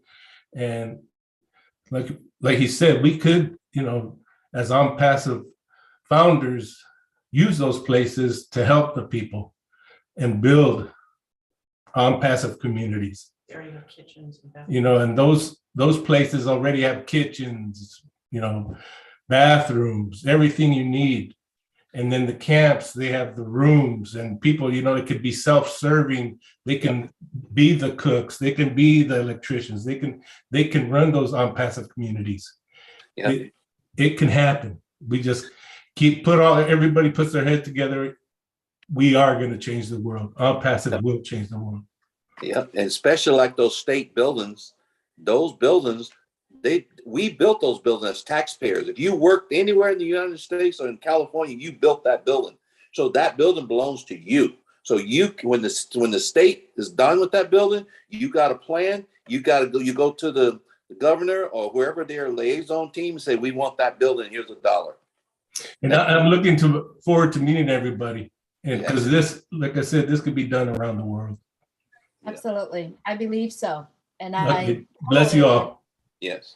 Thank you so much, Phil and Susan. Look forward to meet Susan sometime, and let's connect. I send you my number on the private chat. Please get that, and then I'll reach out to you, and then I'll connect Leon and everyone together. Thanks so much. Thank you. Sounds good. Thank you so much. All right, we have 20 more minutes in our call today, our meeting today, our get together today. I see Tom Taylor is up next. Tom Taylor, nice to meet you. I heard you on Marty's Live. I heard he mentioned your name, but this is the very first time I'm actually see you via Zoom. Good to have you here with us. Thanks, Julie. Can everybody hear me okay? Yes, we can hear you. Awesome. Good morning to all of you. That's my local time from Cebu City in the Philippines. I want to address an issue mainly for the benefits of, let's call them the non-core founders or people who may watch the recording at a later stage. And what I'm on about today is there's an awful lot of people out there who've got simply no idea what to do with the money once they receive it. Don't believe me? Go out next time when you're in the mall shopping or the supermarket, walk up to a total stranger. Hey, excuse me. If you would win $1 million tomorrow, what would you do with it? You'd be amazed, and probably about 80, if not 90% of the people will offer you a blank look on their face. They got absolutely no idea. One of the most common answers is, I worry about that when I have the money. And that exactly is their biggest downfall. Now, I want to get into some statistics for a minute. You heard about the big lottery winners. Somebody wins $5 million, $21 million, maybe $300 million even. And you wonder, what the heck do they do with all that money? Now, statistics are that between 3 to 5 years, the majority of those people who came into money very, very quickly file for bankruptcy. That's a fact. Many reasons for that. Some of the reasons, they stop working, of course. Other people just give away too much to family, friends, friends of the friends, pretend friends, all those people that come out of the woodworks when all of a sudden, oh man, he or she's got money, you know. Keep in mind taxes, you know, no matter what you're going to earn, there will be taxes to be paid at some stage. And then the biggest downfall for people that came into a lot of money unexpectedly is they go spend crazy. You know, they buy boats, new cars, a villa in the Maldives. The sky's the limit, right? Well, not really. You know, big ticket purchases add up a lot quicker than expected. And for some people, or most people, money eventually does run out. So here's my suggestion. When you start making some decent income with OnPassive, I suggest, let's pick a figure for the sake of having a figure to work with. Let's say you make $10,000 a month at some stage. So before you call your best friend to celebrate, I reckon the first call should go to your financial planner. And if you don't have one, I suggest you most certainly should start looking around. Because, you know, the average person really has got no idea when it comes to taxes, where the money is best invested, how to use your funds. So, you know, you don't lose the overview. Let somebody else worry about all that. Get yourself a good financial planner. And most importantly, make a plan. And by making a plan, I mean, write down what it is you would like to do with the money. Stick with the 10,000 for now. Let's say, as an example, okay, I'm earning $10,000 every month. It's increasing in time to come. I want to set aside 20% for a good cause, or less. And so you got a figure to work with. I've got $2,000 every month to spend on X, Y, Z. The rest of the money you should spend on yourself. But again, as mentioned earlier, also set some of the funds aside for taxes to be paid. Because believe you me, taxmen will be around whether we like it or not. And I want to finish this with a joke, actually, where these two old guys are walking in the park, and one of them bends down and picks up a pay packet. And the other guy says, man, you're very lucky. The guy keeps studying the pay packet, the other one, and the old guy says, come on, man, aren't you happy? The guy turns around to him and says, look at this, look at this. I found all this money, but look at the amount of tax I had to pay. And that, unfortunately, is a mindset of a lot of people out there, and all of a sudden they come into money. Make money, be happy, let's help others. Have a great day, everybody. Thank you for having me. Thank you so much, Tom. That was great. You brought up a really nice point. Is yeah, you got to think how much, when that amount of money coming in, what are you going to do? How are you going to separate it? I mean, I used to say this when I have, you know, funds that coming in, monies that coming in, live in 10% of your income. The rest of them, split them in 3, right? 1/3 of it go to saving, or and then 1/3 of it go to charity, and 1/3 of it invest, right? That's kind of like the number for me. Live on 10%. Yes, you can. Can you do it? Yeah, live in 10% of your income. And then think about charity. But now when we are in OnPassive, how many of us having more than one account? Can we do 100% to Oblast? Oh, yes. 100% times 5 accounts? Think about that. I mean, I'm just really throwing numbers out here, right? Because a lot of us say, oh, I'm just gonna do 10% to Oblast. No, many of us, I mean, if you really think about the values that are offering an OnPassive, will you say, I'm willing to do 100% of this particular account to Oblast, right? And if I have more than one, that has multiple account? Can you do more than one? Oh, I love it when it talks to about giving. I love talk about it. So if you haven't really decided on the number itself, designate it, write it down. You don't have to tell anybody. All you got to do is, I know that this is going to go to Oblast, or this is going toward my traveling for the projects and all that stuff. Tom, thank you so much for bringing that on, because It's just, I know. sorry, Julie, just one thing I forgot when I said to make a plan. By making a plan, I really sincerely mean writing it down either on a whiteboard, piece of paper, whichever the case may be, and maybe put it into categories A, B, and C. A being the stuff that needs to be done, like paying off your credit card, paying off the mortgage, blah, blah, blah, blah, blah. B, the items with the next priority. And C, stuff that is not all that important, but at some stage you really, really would like to do. Make that plan, then work your plan. Thank you very much. Love it. Love it. Thank you so much, Tom, for coming on. All right, everyone, we got 10 minutes. We got 2 hands raised, 3 hands raised now. We got to cut down the time that we are speaking. So we got everybody in. However, I wonder if Lily Lane, if you are here, Chris has mentioned about the homework, and you had a little homework to do. And if you are in, please come on and join us. And if you're declined, I know that you're not in a place to share, which is okay.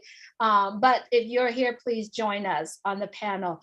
All right, up next, we have Dr. Benny, Abdullah Rahman, and then Sherry Green. Those are the 3 speakers that we have.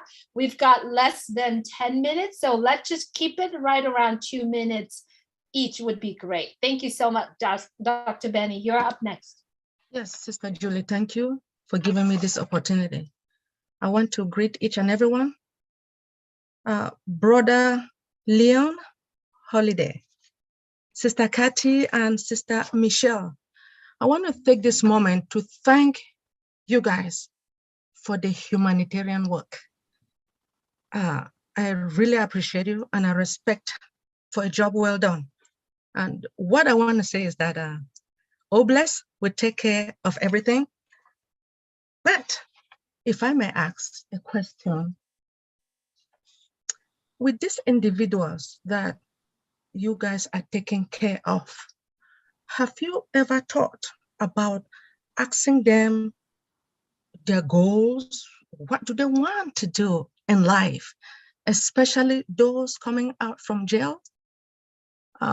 Because I noticed that I used to work with this type of people as well.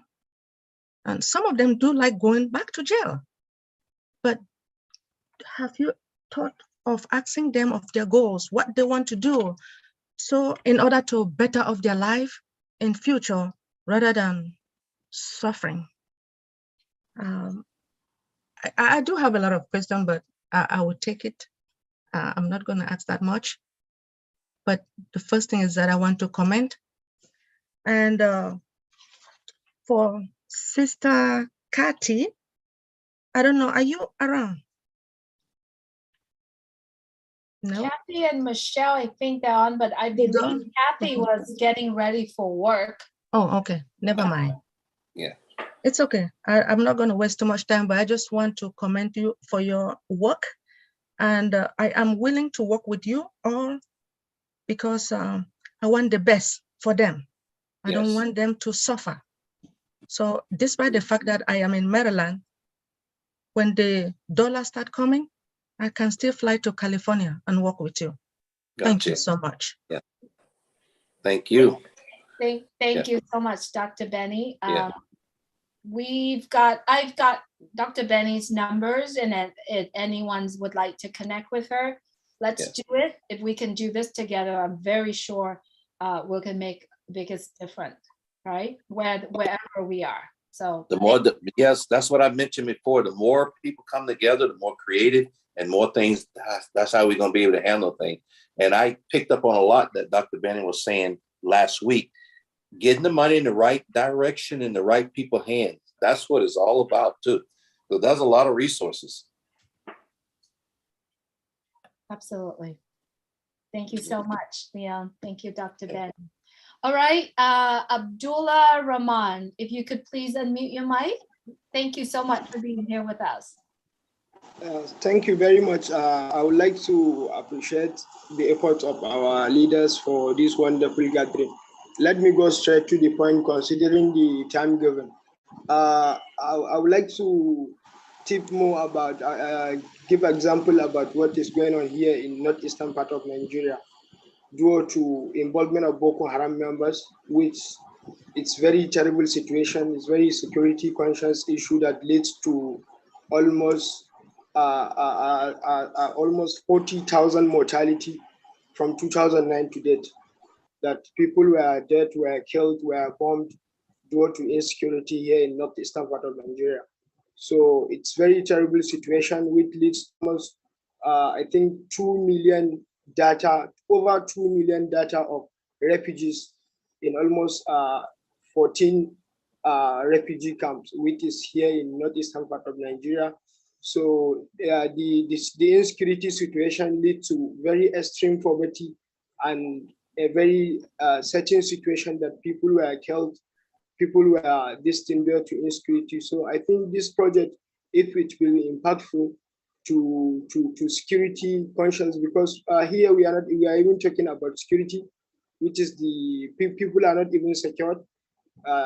Just some years ago, some students were kidnapped from school, Chibok girls, almost 200 students were kidnapped. Almost, I think it's almost only that something that were found. So all this insecurity, kidnapping and banditry, which is very rough situation here in northeastern part of Nigeria, that leads to extreme poverty and lack of employment and a lot of things, which is very terrible situation here. And considering the implementation of OBLES project, already there are projects in existence like the UN. There are aids from part of the world that people are bringing aid to this kind of places that were hit, because it's a very terrible situation here in the northeastern part of Nigeria. We are even disturbed about the security situation, the security alarm. Sometimes bomb in churches, in mosques, even prayers, places were not secured, markets, and a lot of things, which all is due to unemployment and a lot of things that lead to youth. And most of this participation or these Boko Haram members is because they go against Western education. Most of these people, they go against, their target is directly with government and Western education. So with few engagement or few just some little amount of something token, they used to recruit Boko Haram members to disturb the society. Very youth of 20, 25, 30, they are the people disturbing this kind of region. So, which is very terrible situation. So that's why I'm making a comment here and asking how we can partner together to see what we can do to help this certain situation, more especially in the awareness and in any of the support to the refugees camps, to first identify refugees camps, then other societal projects that were already here.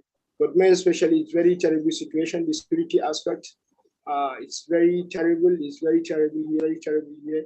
For almost a year, a lot of people I know a lot of people didn't know about Boko Haram members. There are a lot of researches online and on YouTube channels. There are research about Boko Haram members, which is very terrible. It's one of the disturbing aspects of Africa. It touched from here, my state. It started in Maiduguri, the next state to me. Here, my state, Yola, they are the heatest zone from 2009. Then it moved to Chad, to Cameroon and Niger. Almost West African countries, African countries here were disturbed by this by these Boko Haram members, which is very terrible situation here. It's like, for instance, now we are on a curfew from 6 evening. Anywhere you have due to insecurity situation, you have to be at home since from 6 o'clock evening. because there's a security alarm that you have to be at home for you not to even go and put yourself in the danger or something to happen. So that's why I say, let me make a comment here, because there is no time. I know in the nearest future will be bringing more light and maybe some documents about what is going on here, maybe with some videos as an backing evidence for the societal issue we are having here, or regional issue, or country issue here. Thank you very much. Thank you, Abdullah. Thanks so much for joining us. And thank you for sharing with us the situation there in your country as well. I believe that when Oblast is coming, when OnPassive is launching, there are many regions around the world will get helped. And I believe that you are the founder of OnPassive. If you able to connect with the founders around your area or around the country, let's do this. And I don't think one of us can do this alone. It takes unity, it takes love, and it takes the heart of everyone that involved. And we all getting together and we all connecting together. And I think there are reasons for all of us getting together. If you are here for the very first time, you spoke today. If you're here for the very first time, you heard someone talk about Oblast, you heard about someone share about what they're currently doing. Let's do this together. So thank you so much, Abdullah, for coming on and share this with us. Reached out, and if anyone's in the region, also reach out to Abdullah as well. This is where it's all start, right? Thank you so much for coming on and share with us here. All right, we got 2 minutes left. It's okay. We can take Winnie's the last one. So Sherry Green, good to see you here, sister. Good to have you with us. Please go ahead and unmute your mic. Okay. Hi. Hello, everyone. Wow. That I had to come on tonight. Leon, thank you so much for your presentation. You are talking my language. I work in the field that you're talking about with homeless people, kids that are at risk. I work in a group home setting. And so when you talk about corruption, the government corruption, I'm not going to go into this, but I work in it, and I am so grateful for Oblast and what I'm going to be able to do, not to try and fix the system because it's so broken it can't be fixed. Thank you for your heart, Leon and Kathy and Michelle. Honestly, this is what OnPassive is about. This is why I joined OnPassive. I used to come on webinars a lot. I see a lot of new faces, a lot of familiar faces. And I just am I'm overjoyed that we are in this position that we can really start to help people, get down ground level with people that are homeless or down and out.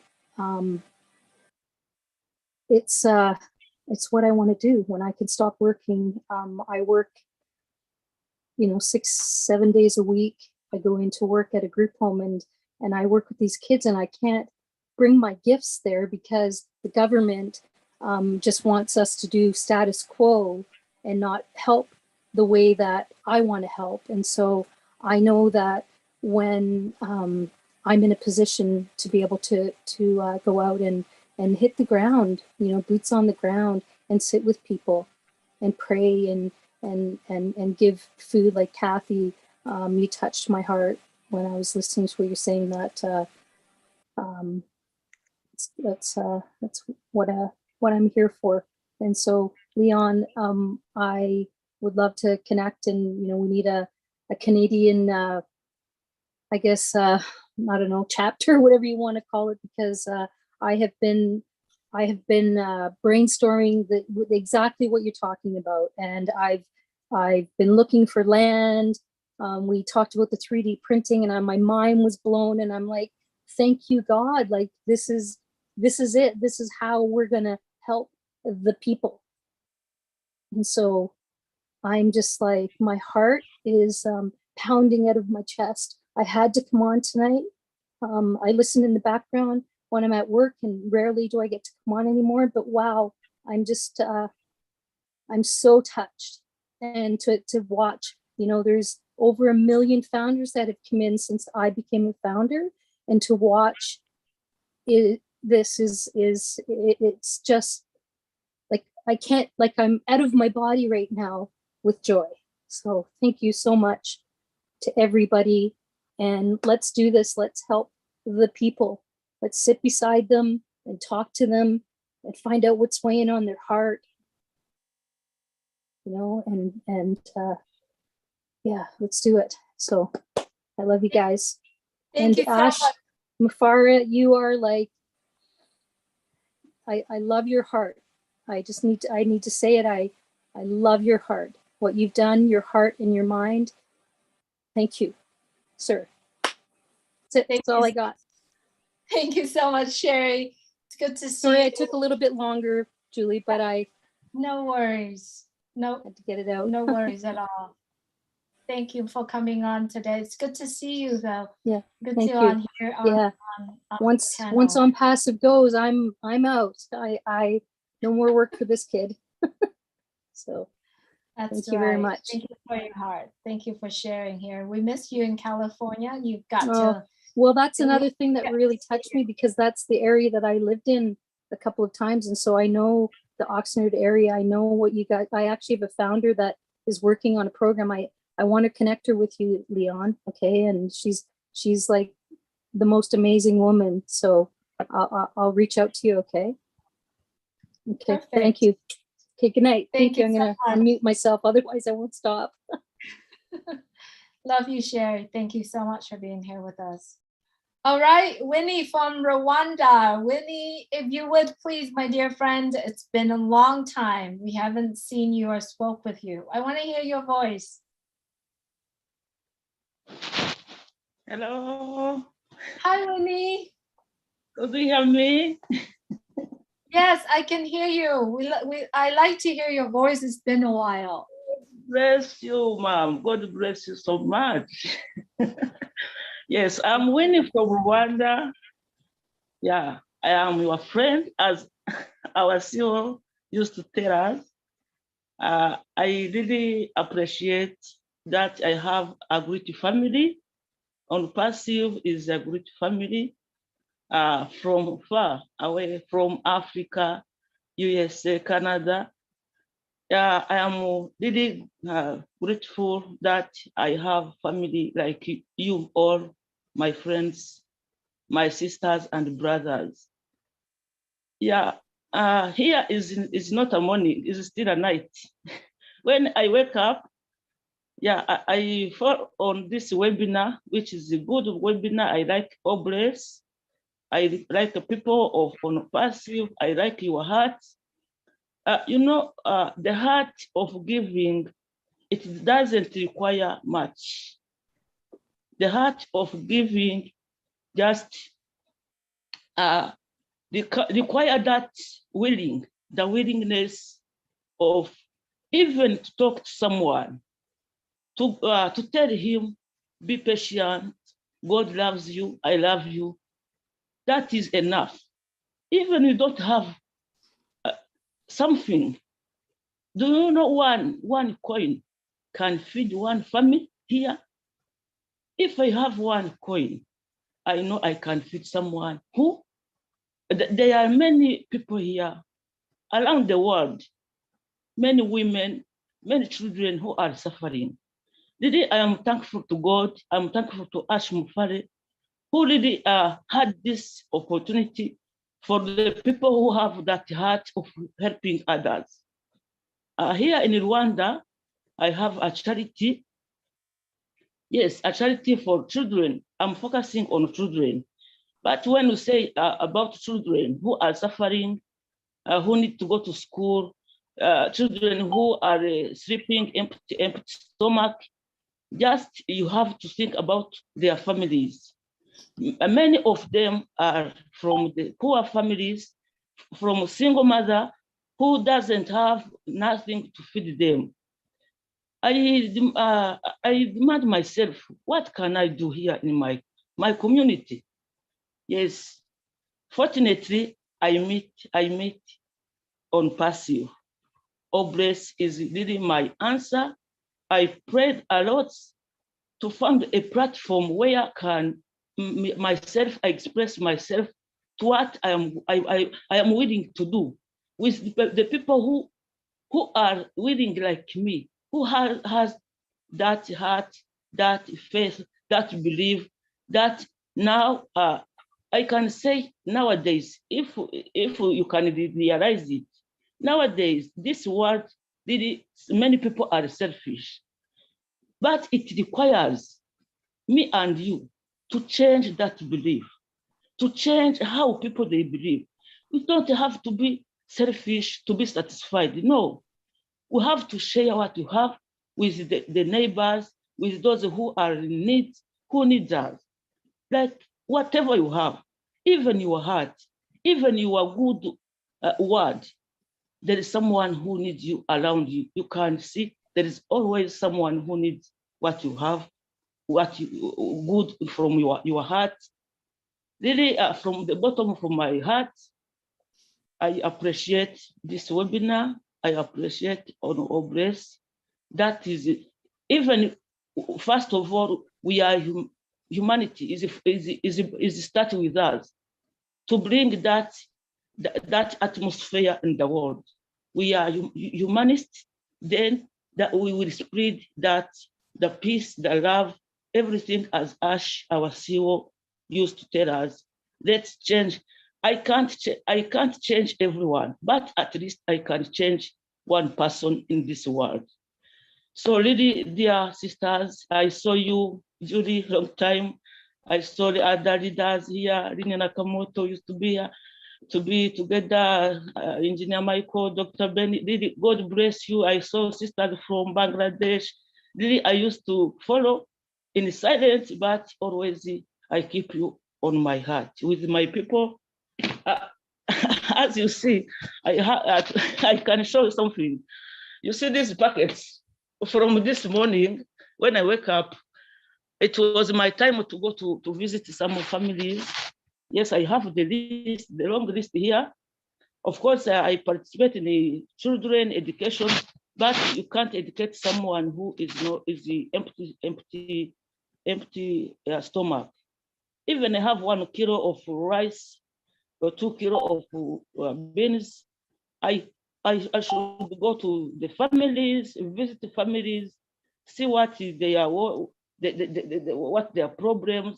I live with them 1 kilo of rice. Really, I appreciate Engineer Michael. I'm sorry to tell this if he doesn't want me to tell it, but I appreciate him for his kind help. Is the one who allow us to visit these families who need some food. Really, God bless you. In the name of Jesus, I pray for you, everyone. I love you, and you know here we love you in Rwanda. It's my first time to say, sorry if I'm saying too much. I don't like to tell many words, but really I appreciate all grace. I feel I am in my family. God bless you. God bless you, Sister Winnie. Thank you so much for coming out. You are the gem of Rwanda, and thank you so much for many images, videos that you shared, what you are doing. Thank you so much for being here. Really appreciate you. You gotta come out more often, all right? Please come out and speak more often. Thank you, everyone, for being here. Robert, I'm sorry I can't take your hand today, but let's continue to share Oblast with everyone. Really appreciate everyone that's staying on and staying here and share. I like to wrap up this evening of Oblast with a little story. There was a little girl, about 8 years old. She was helping her uncle to do something. I don't remember what it was, but she got paid about 50 cents. She wrapped that 50 cents in her hand very tight to walk to the store and buy her favorite candy. Along the way, she went to the store and she saw this man with no hands, no arms, and no legs. And he was sitting in the middle of the puddle of water on a cutout little piece of tire that cut out. And all the people was gathering around this man, armless and legless. She was only 8. And she was curious, why are people getting together? When she walked down and saw that man, her heart dropped. How could anybody carrying their life, living their life in that condition? At that moment, she walked up to him and just put that 50 cent right on his lap and walked away. She was sad, but she carried that dream. She said, I wish some rich people sit on the very top of the world, the people that has money full in their pocket. I hope that some people will turn around and look at these unfortunate people and teach them the skills, how to be financial freedom to help other people. That 8-year-old girl, it's now 40 years later, in the present of us today, sharing her dream. That if someone could make that change, could turn around and look at the unfortunate people, that person's dream, that little girl's dream, has came true. She already won because her dream came true to her. Our CEO, Mr. Ash Mufareh, and every single one behind their scene is turning around and look at the unfortunate people around the world. He did. He took that action to do that. Believe it or not, that little girl's dream, it's not just her. It's everyone's dream around the world. But did you know that that dream has already came true? It's already here. It's already done. That's why we are all here together, connecting together with that same dream together and do it. And thank God for Bless. Thank God for the heart of the Mufareh family that give us the opportunity to do this together. Thank you everyone for being here, sharing your heart, allowing the information, the heart that's shared here to touch your heart. Each and every one of us can do this in our own family, in our own community, in our own country. It takes one heart and connecting with hearts around the world to be able to do that. So yes, we already won. If you have that dream like that little 8-year-old girl, we are already won. Thank you so much everyone for being here. We love you. On Passive love you if you are not on Passive Founder. Thank you, Julie. Thank you so much. Bless you, Julie. Thank you, Julie. Thank you, Julie. Good I am night. with you. I am with you. Thank you, Julie. Thank you, Good night, everybody. Julie. Good night, everybody. Good night. Thank you, Julie. Everyone. Good night from Canada. Bye, Everyone, I love you all. Have a good night or good day. Thank Thank you so much. Beautiful Good night, everyone. Thank you for coming. Thank you for You coming. guys, thank you so much. Julie, everyone. We Mr. Ash, appreciate Mufareh. you. Everybody, thank you so much. Thank you. Thank you, Miss Julie, for Bye, Julie. Julie. All you Thanks, Julie. Thank you so much. Good Night, Tracy.